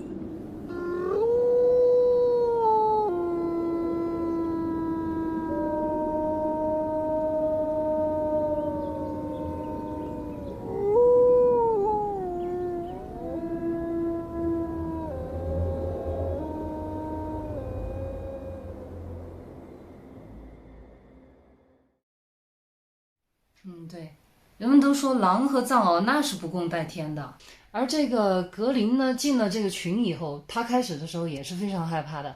头一天他见到这些藏獒的时候，他是根本不敢进去，然后呢，他自己缩在一个车子的下面，车子底盘低嘛，藏獒钻不进去，然后呢，他就缩在车子下面，就看这些獒。也许呢，在这个观察当中，他能分辨出哪一个獒是头獒。看气质，皇帝，他就找到了皇帝，他觉得皇帝可能对他来说也是最好说话的，皇帝看他的眼光也许是最友善的。然后他第一个就把皇帝找着，死皮赖脸的亲人家、抱人家、舔人家，跟他撒娇。因为皇帝有一种天生爱幼崽的那种天性在里头，他的性格当中，他就特别喜欢那个幼崽。最后呢，皇帝居然接纳他了，然后其他的藏獒都听皇帝的。那皇帝就下了命令，哇，这个干儿子我认了，你们其他的都不准把他往死里咬哈。但是这些藏獒的理解也许是不准咬他可以，没说不准盘他呀。然后后来我就经常就是看到这个小格林啊，每天就是在獒场里面就狂跑，一圈一圈的狂跑，然后后面就是狗仔队跟着他追哦，一圈一圈的追，不管正追反追什么。哎，我当时也挺奇怪的，这些藏獒它有一个特点，它就喜欢一顺风的都跟在后面追，它不会像狼群那样过围，它不围，它就是狼往哪儿跑，一窝蜂的藏獒全部跟在它后面都这样追，它顺着跑，其他獒就顺着追，再不说反一个方向去堵它。所以我当时在想，这些藏獒是不是有点四肢比较发达，头脑呢可能斗不过格林，当时只是这么一想，但是我没想到后面事态的发展。这个格林虽然小，但是他确实在智慧上面有他的过傲之处。再后来呢，他们慢慢的可能在体力上格林是斗不过他们，但是他们发现在一些精灵古怪、刁钻古怪的这些事儿上面呢，他们又老是斗不过格林，于是呢可能就产生了一种英雄惜英雄啊，或者是什么之类的这种怪怪的一种情愫，慢慢的把这两个生冤家死对头的，慢慢的这种奇怪的情感把他们往一块聚拢，往一块扯，打打闹闹的居然不打不成交了，成了好兄弟。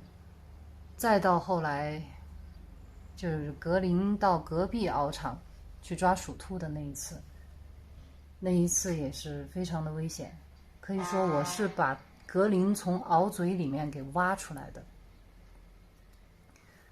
当我把它给挖出来了以后，我当时想想我都后怕，因为我当时抱着那个藏獒的脑袋，用一个铁笼子的两根铁柱子把那个藏獒的头嘴巴给卡在那个铁柱子上面，我就这样抱着藏獒的头，让它的嘴巴卡在铁柱子中间，而那个格林的头呢就在藏獒的嘴巴里面，我是把它给抠出来的。抠出来了之后，然后我刚刚一抠出来，那个藏獒转头就咬我的手臂，我能够感觉到它的那个鼻子尖，冰凉的鼻子就在我手臂上一擦。我想我再慢一点点的话，可能我的手都保不住了。然后当我浑身哆嗦的把这个小狼给抱出来的时候，我当时都闻到一股臭味儿，就是他也可能吓得大小便失禁了吧，因为他毕竟还很小，他还是个孩子。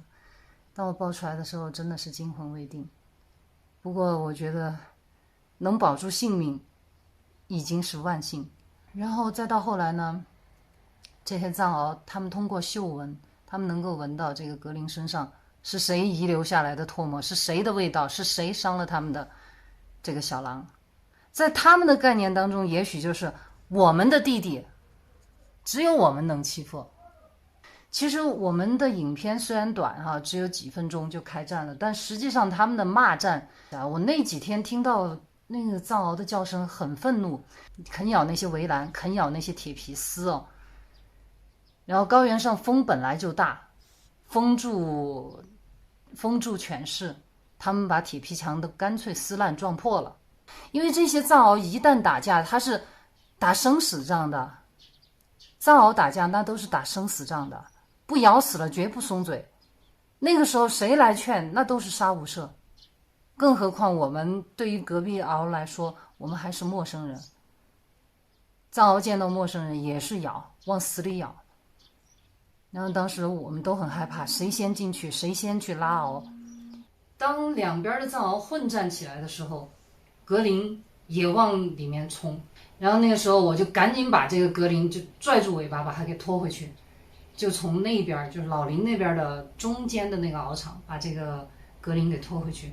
拖回去了之后，我拽着它就把它关到那个铁笼子里面，它就在铁笼子里面就开始叫狼嚎那样的叫，也有一点点那个狗的腔调，就是汪哗这样的腔调，但是一只小狗的气场跟这个整个獒场的藏獒的气场那是没法比的，使劲的用它的头去撞笼子。我们知道狼是铜头铁嘴豆腐腰马狗腿，它的头非常非常的硬，但是它用自己最硬的头去撞那个铁栏杆，使劲的这样撞，然后最后格林的额头中间是被撞破了一道竖着的一道伤疤，就在他的鼻梁上方额头中间撞了那么一个伤疤。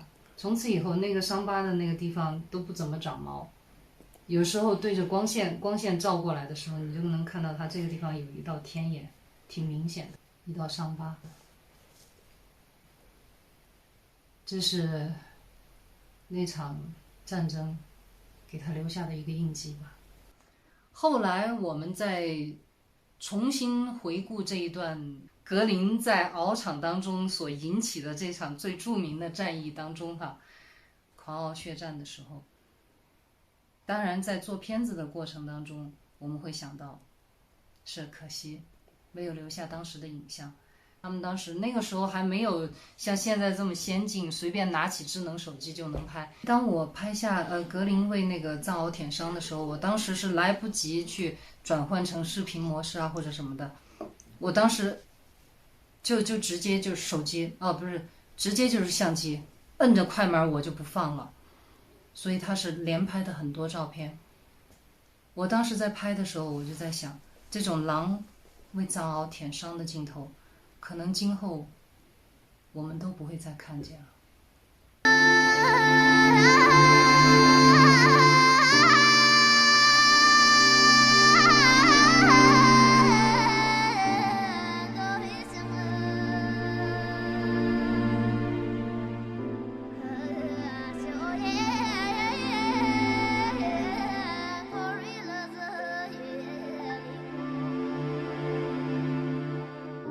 若尔盖大草原，位于青藏高原东部的四川省阿坝藏族羌族自治州，平均海拔3500米，是中国最美的湿地草原。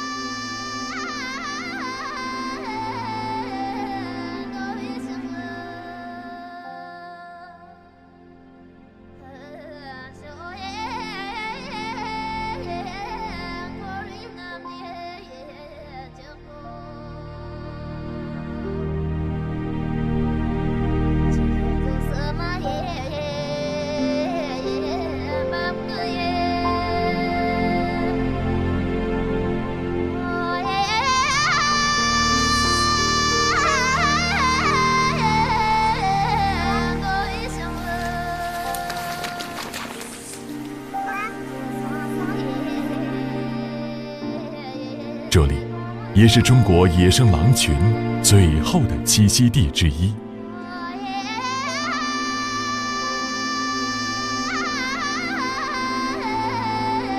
随着格林一天天长大，凹长的小手早已不能满足小狼的捕食需求。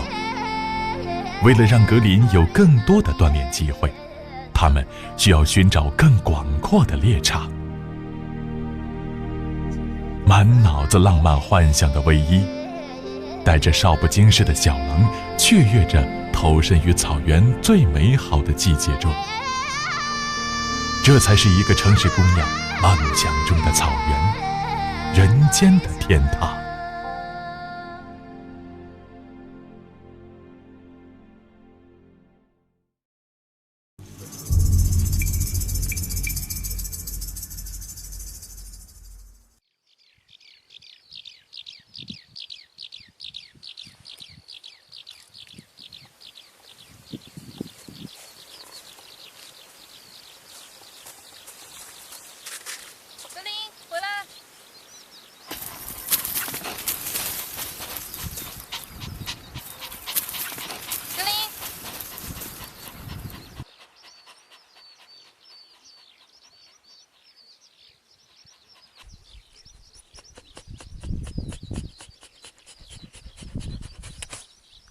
还没兴奋完呢。从现在开始，你要自己喂饱自己了。别搜啦，风干肉是应急的。你口渴，下山就有水泡子了。听话啊。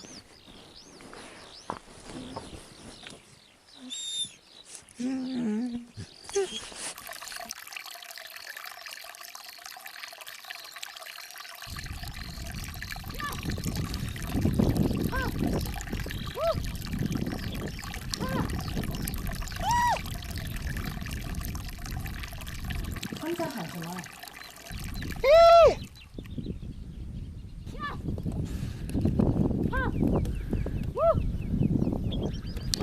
看，天上。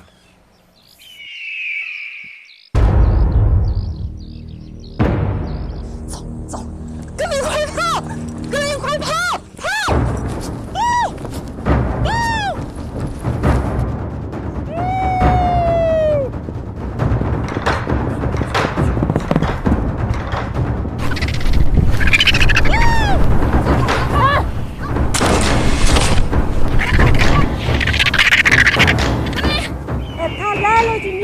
你不要喊，那是个什么东西啊？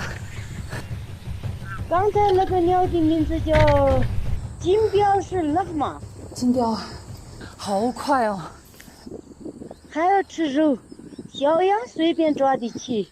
我们小羊生的时候，它拉了几个，所有鸟的里面是最矮的一个。这一站起码2米多，比我还大。成年人都扑得倒。很轻，很密实，拔都拔不开。捡来当纪念。Hello， 谢谢你，快走。幸亏你来了。你叫什么名字啊？切成扎西。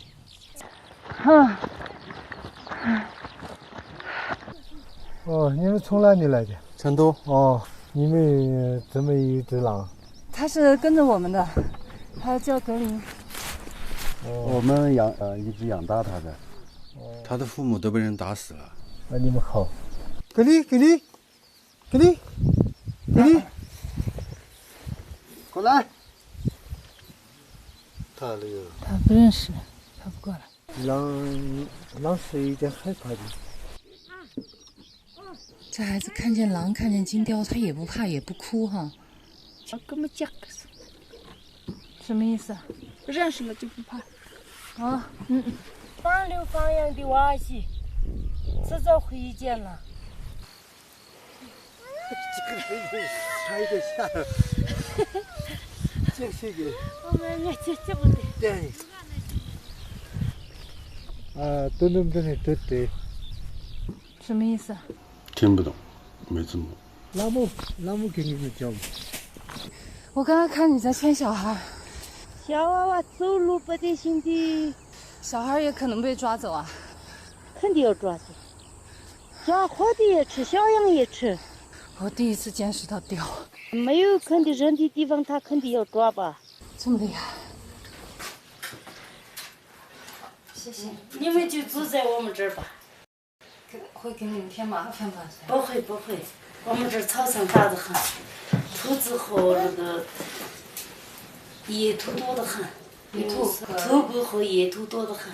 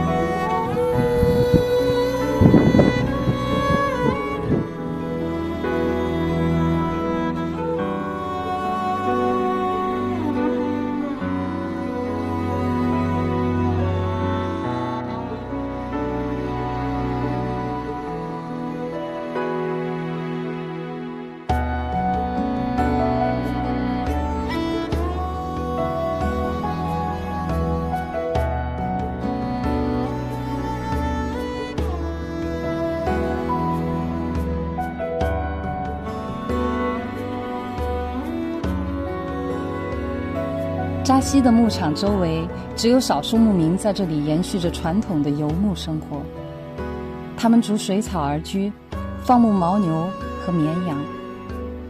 在信仰藏传佛教的牧民眼里，众生平等，所有生灵其生命源于草原，消亡后血肉也归还于草原，这是自然的轮回。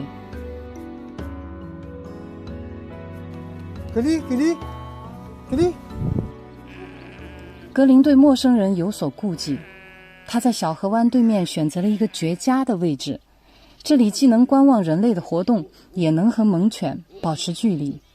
这是大自然教他的入门课，学会敬畏。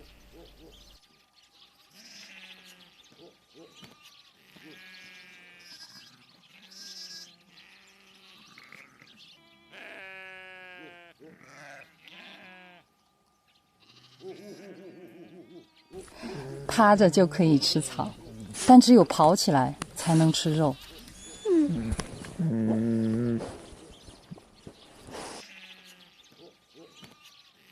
狼的本能告诉他，主菜在召唤他了。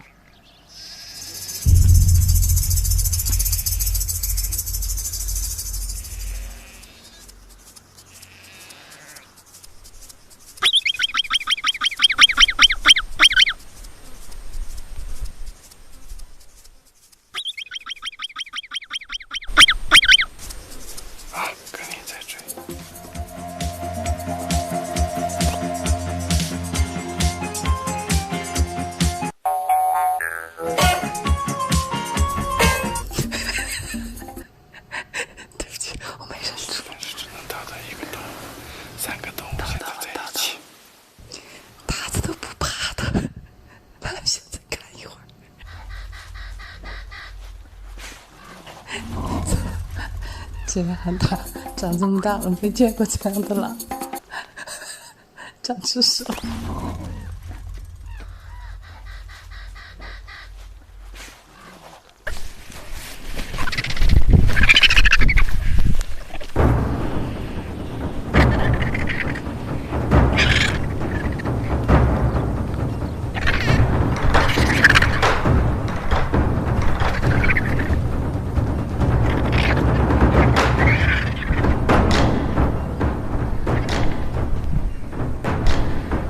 他在观察，也在比较，比他小的可以被他吃掉，比他大的可能会吃掉他。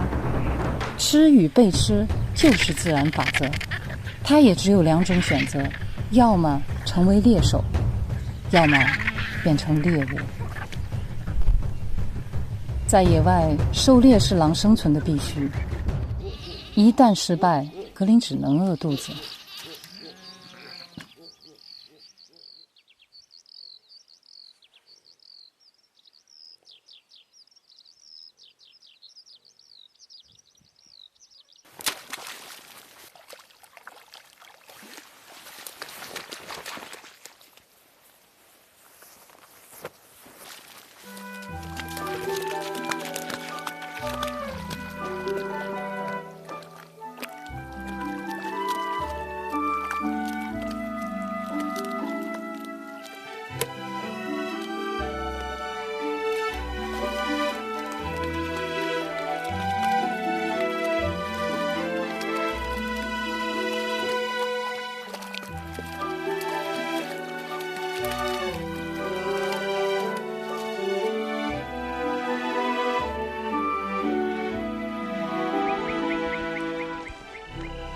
清晨是抓鱼的最佳时机。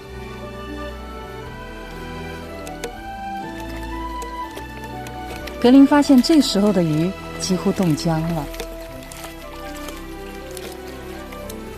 吃不完的食物，格林照旧藏起来。但这次，格林把食物藏在了狐狸的领地。狐狸没有抓鱼的本领，也不敢公然抢夺狼的猎获。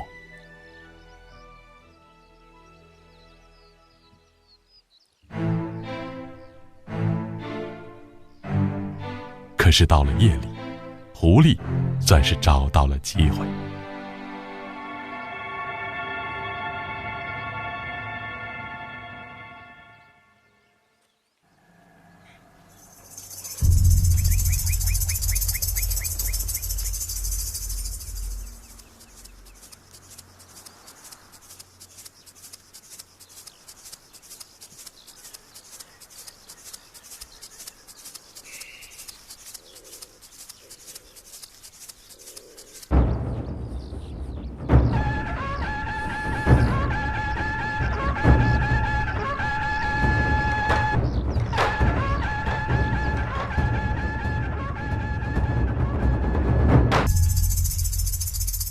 格林一直将狐狸赶到了山的那头。这片狐狸的领地归狼了，格林成了这块草坡的新主人。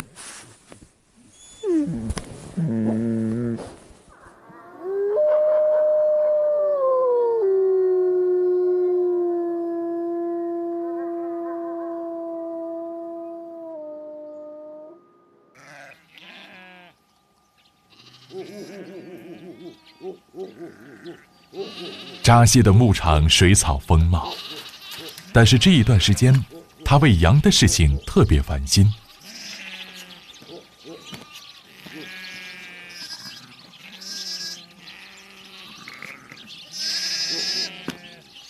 现在的羊群惰性很强，早上懒得出圈，晚上不想回圈。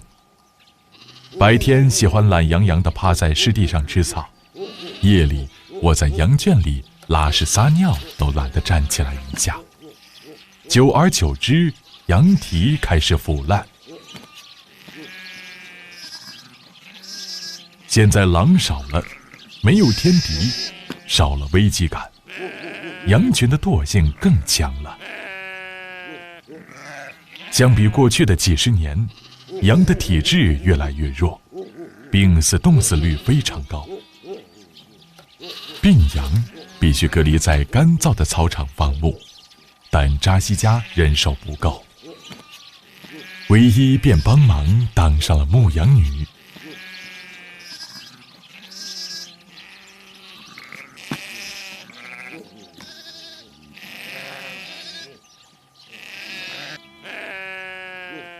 但是羊群特别能钻空子，赶了这头却跑了那头，总是难于管理。脚崴了，鼻子也打红了。我心目中的牧羊女不是这样的。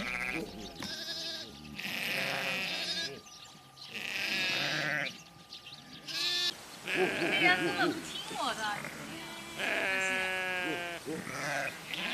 我赶他们走，他们走；懒洋洋的，不赶他们就根本不走。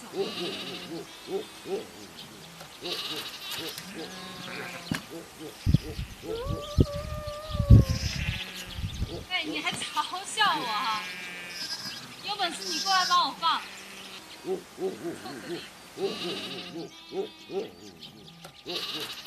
哎，他要干嘛？干嘛？你看他吗？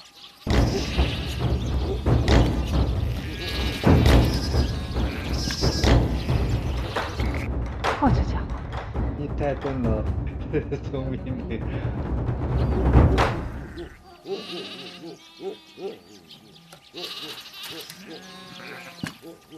走，再去赶一次，把他们赶回圈去。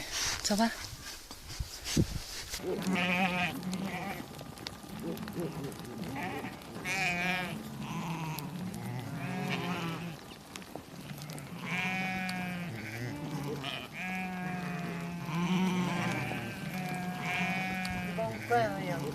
好，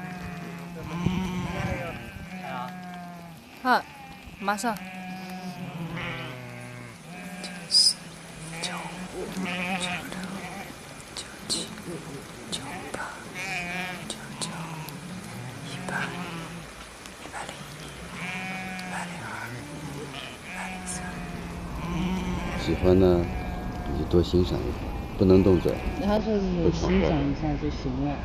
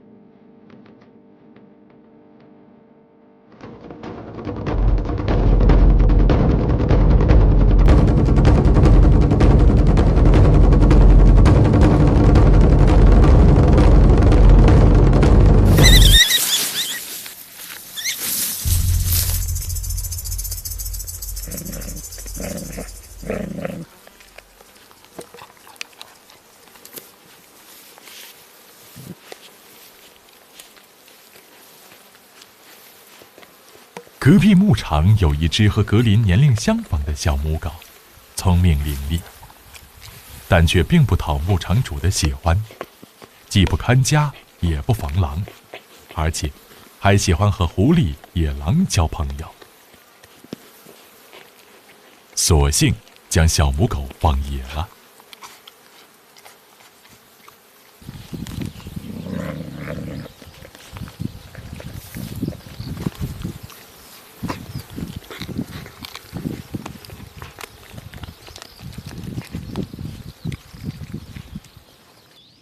而这只小母狗和格林倒是非常投缘，很快他们成了一对如影随形的小伙伴。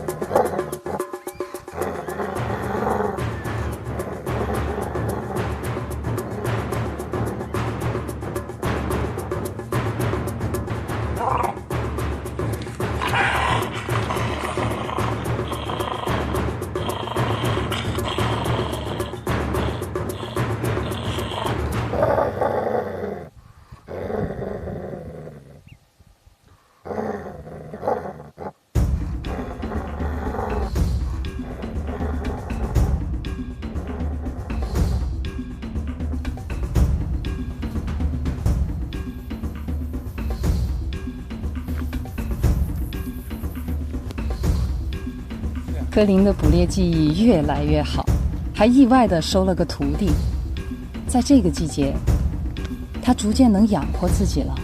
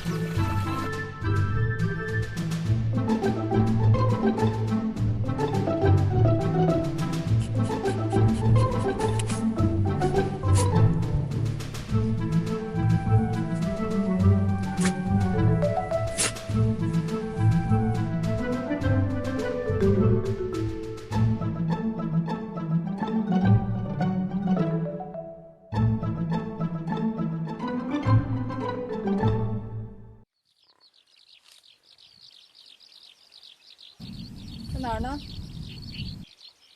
哪儿去了？格林，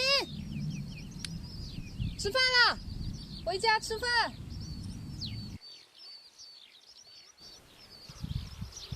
吃饭不积极，肯定有问题。做狼都那么忙。你家格林把纱窗往偷走，好多天了，医生要的都知道。什么叫偷啊？借。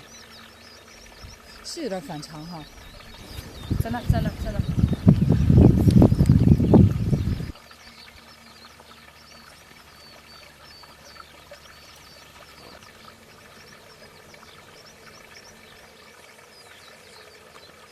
那是不是我们的纱窗网？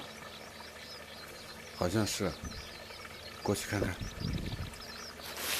把地位给我。地位在哪？在我床上。第几位？他就这儿。都是鱼。是。这么多鱼，这家伙知道到这儿来逮鱼。他把这个东西相当于拦网了，你看，这么多鱼。这个狼就在这儿来逮鱼。哇，这么多鱼啊！太狡猾了哈！是鲫鱼吗？小鲫鱼，这都是鱼。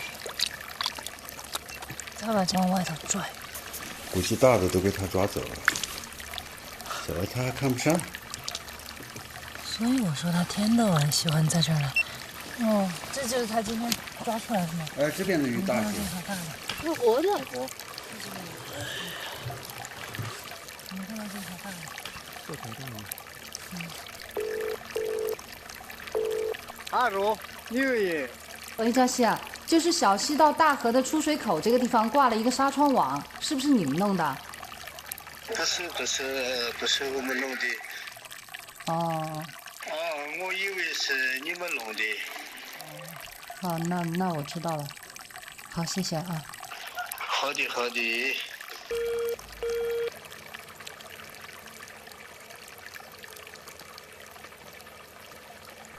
我终于知道那只流浪狗为什么喜欢追随它了。领导，更重要的是脑子。格林，回家吃饭，快点！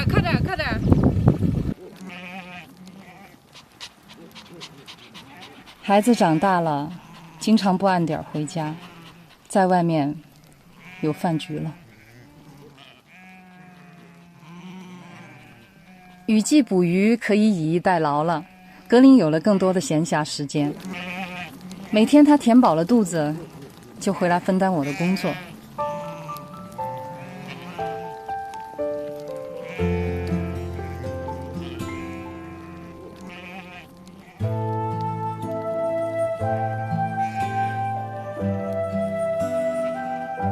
他只需要往草坡上一坐，就没有羊敢乱跑了。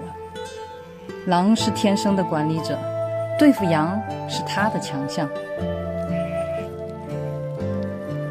每到黄昏，他又帮我把羊赶回圈去。1个多月了，一只羊都没丢过。在食物丰沛的季节，狼是不必袭击牛羊的。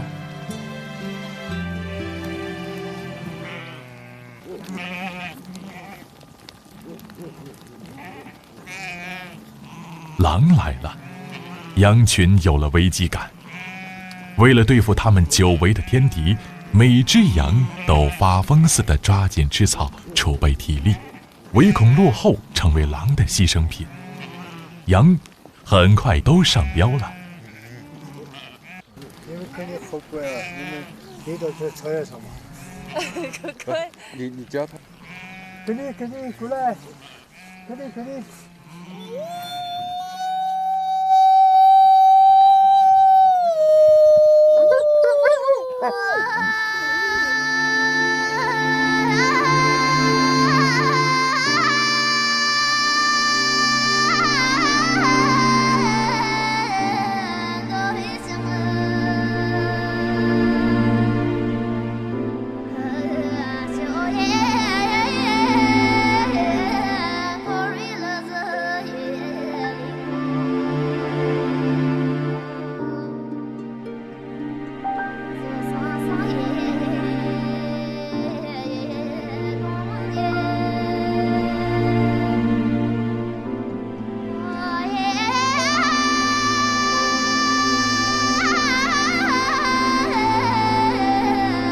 到草原快2个月了，从前的生活似乎已经消失。这里的岁月是静止的，我忘了时间，忘了我是谁。在离天最近的草原，做着奔忙的人们都不会去做的事。我的眼里只有他的成长，再给他时间，格林有希望回归原野。扎西牧场的这一段生活对格林的一生应该影响是非常大的。第一，他第一次能够捕食到足以填饱自己肚子的猎物了，培养了他作为一个猎手的信心。就是他小时候，他是生活在一个2腿动物的世界里。他一到了这儿，牦牛、绵羊、马，还有这儿的狐狸呀，也包括这些野兔啊、旱獭呀，这些全部都是4条腿。他可能从心里面觉得，咦，这个跟我更亲。你看我就是4条腿，我妈只有2条腿，好像我跟他们还更亲一点。然后他是看到什么他学什么，就像一个小孩子一样，他喜欢模仿。当他看到这个马的时候，马正在吃草，他也有模有样的跟马一样，他也在那儿吃草。结果吃了一会儿草以后，这个东西不好吃。这个旱獭的报警的声音一响起的时候，他本能的感觉到滴滴滴滴滴滴滴滴滴滴，哎，这个声音好像在电视里面听到过。然后他本能的就感觉这是他的主菜，本能的就想去追。格林第一次捕猎，他其实是非常的笨的。刚开始的时候，大家都还挺忌讳这个狼的，挺怕这个狼的。但是当这个格林一跑起来了之后，大家才发现，本来以为是个王者，结果是个青蜂。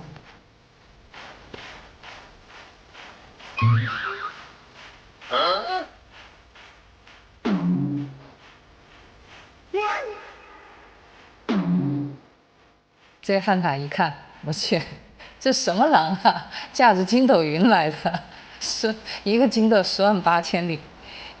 我在摄像机当中看到的格林离旱獭的距离可能只有5、6米了，但是那个旱獭一点都不怕他，还直着身子在那儿，还在看。那獭子都不怕他，他们想再看一会儿。从那儿以后，每一次格林捕猎然后一群吃瓜群众，包括野兔、纵纹腹小枭，还有甚至围栏上的鸟，还有特别是那些旱獭，就坐在那个土包上，一群一群的吃瓜群众就在那儿看热闹，看热闹。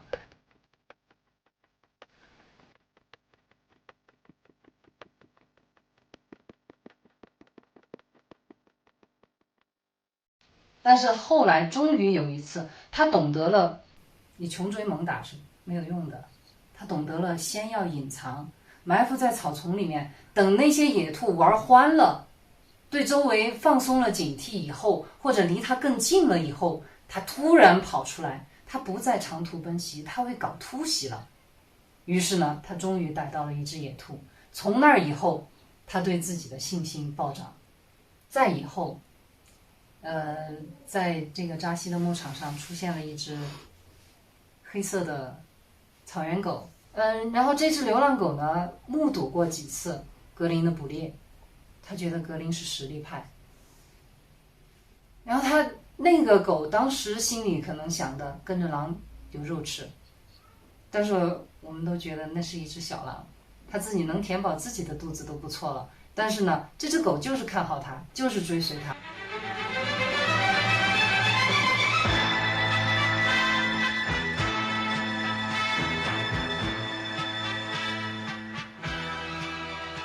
然后格林到哪儿去捕猎，他就在旁边给他当后盾。旱獭的那种洞进洞以后几乎是垂直向下的，他就仗着自己有一个可以躲避的地方，所以呢，这个狼来了，旱獭根本都不怕。他要直到看完所有的热闹，他再进洞去。那么最胆儿大的一只旱獭，应该就是最早看见格林，然后报警，并且看到了格林一路栽着跟斗去失败的捕猎的这些场景的那只旱獭，他万万没想到，就在他放松了警惕的时候，祸从天降，光顾着看热闹，他的那个洞还没有挖好呢。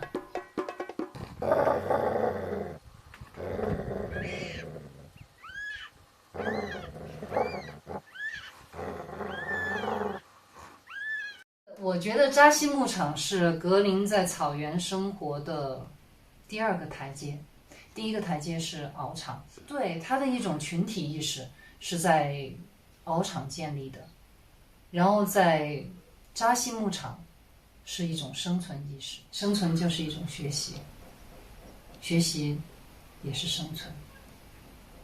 所以我跟格林都是在扎西牧场奠定了一个在草原生存的基础。我原以为我会一直这样陪伴着格林的成长，但是在扎西牧场的一次意外却让我们不得不分离。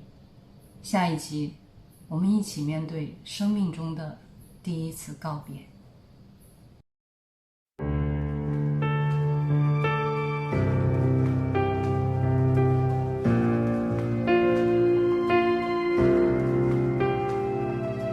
有人终将离开，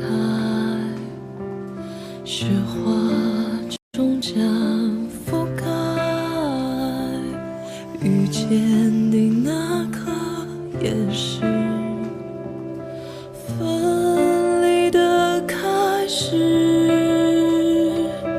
日暮会迎来散场，昙花会终将绽放，盛开那刻是消失的开始，遗憾堆砌着莫忘。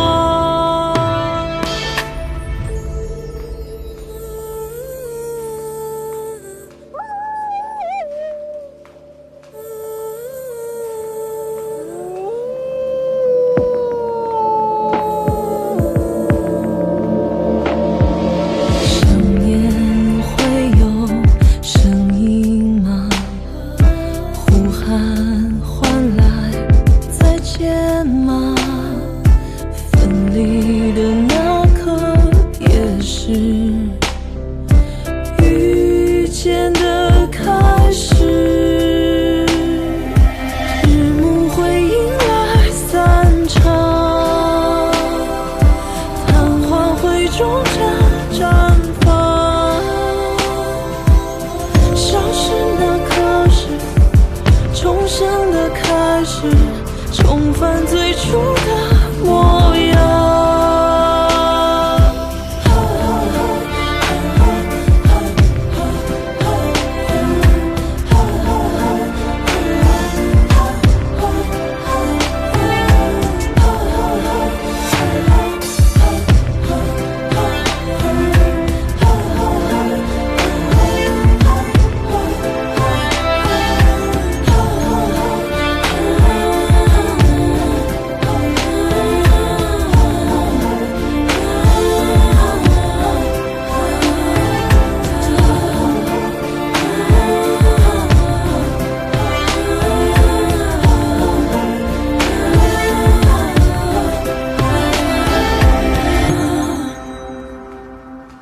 有人终将离开，雪花终将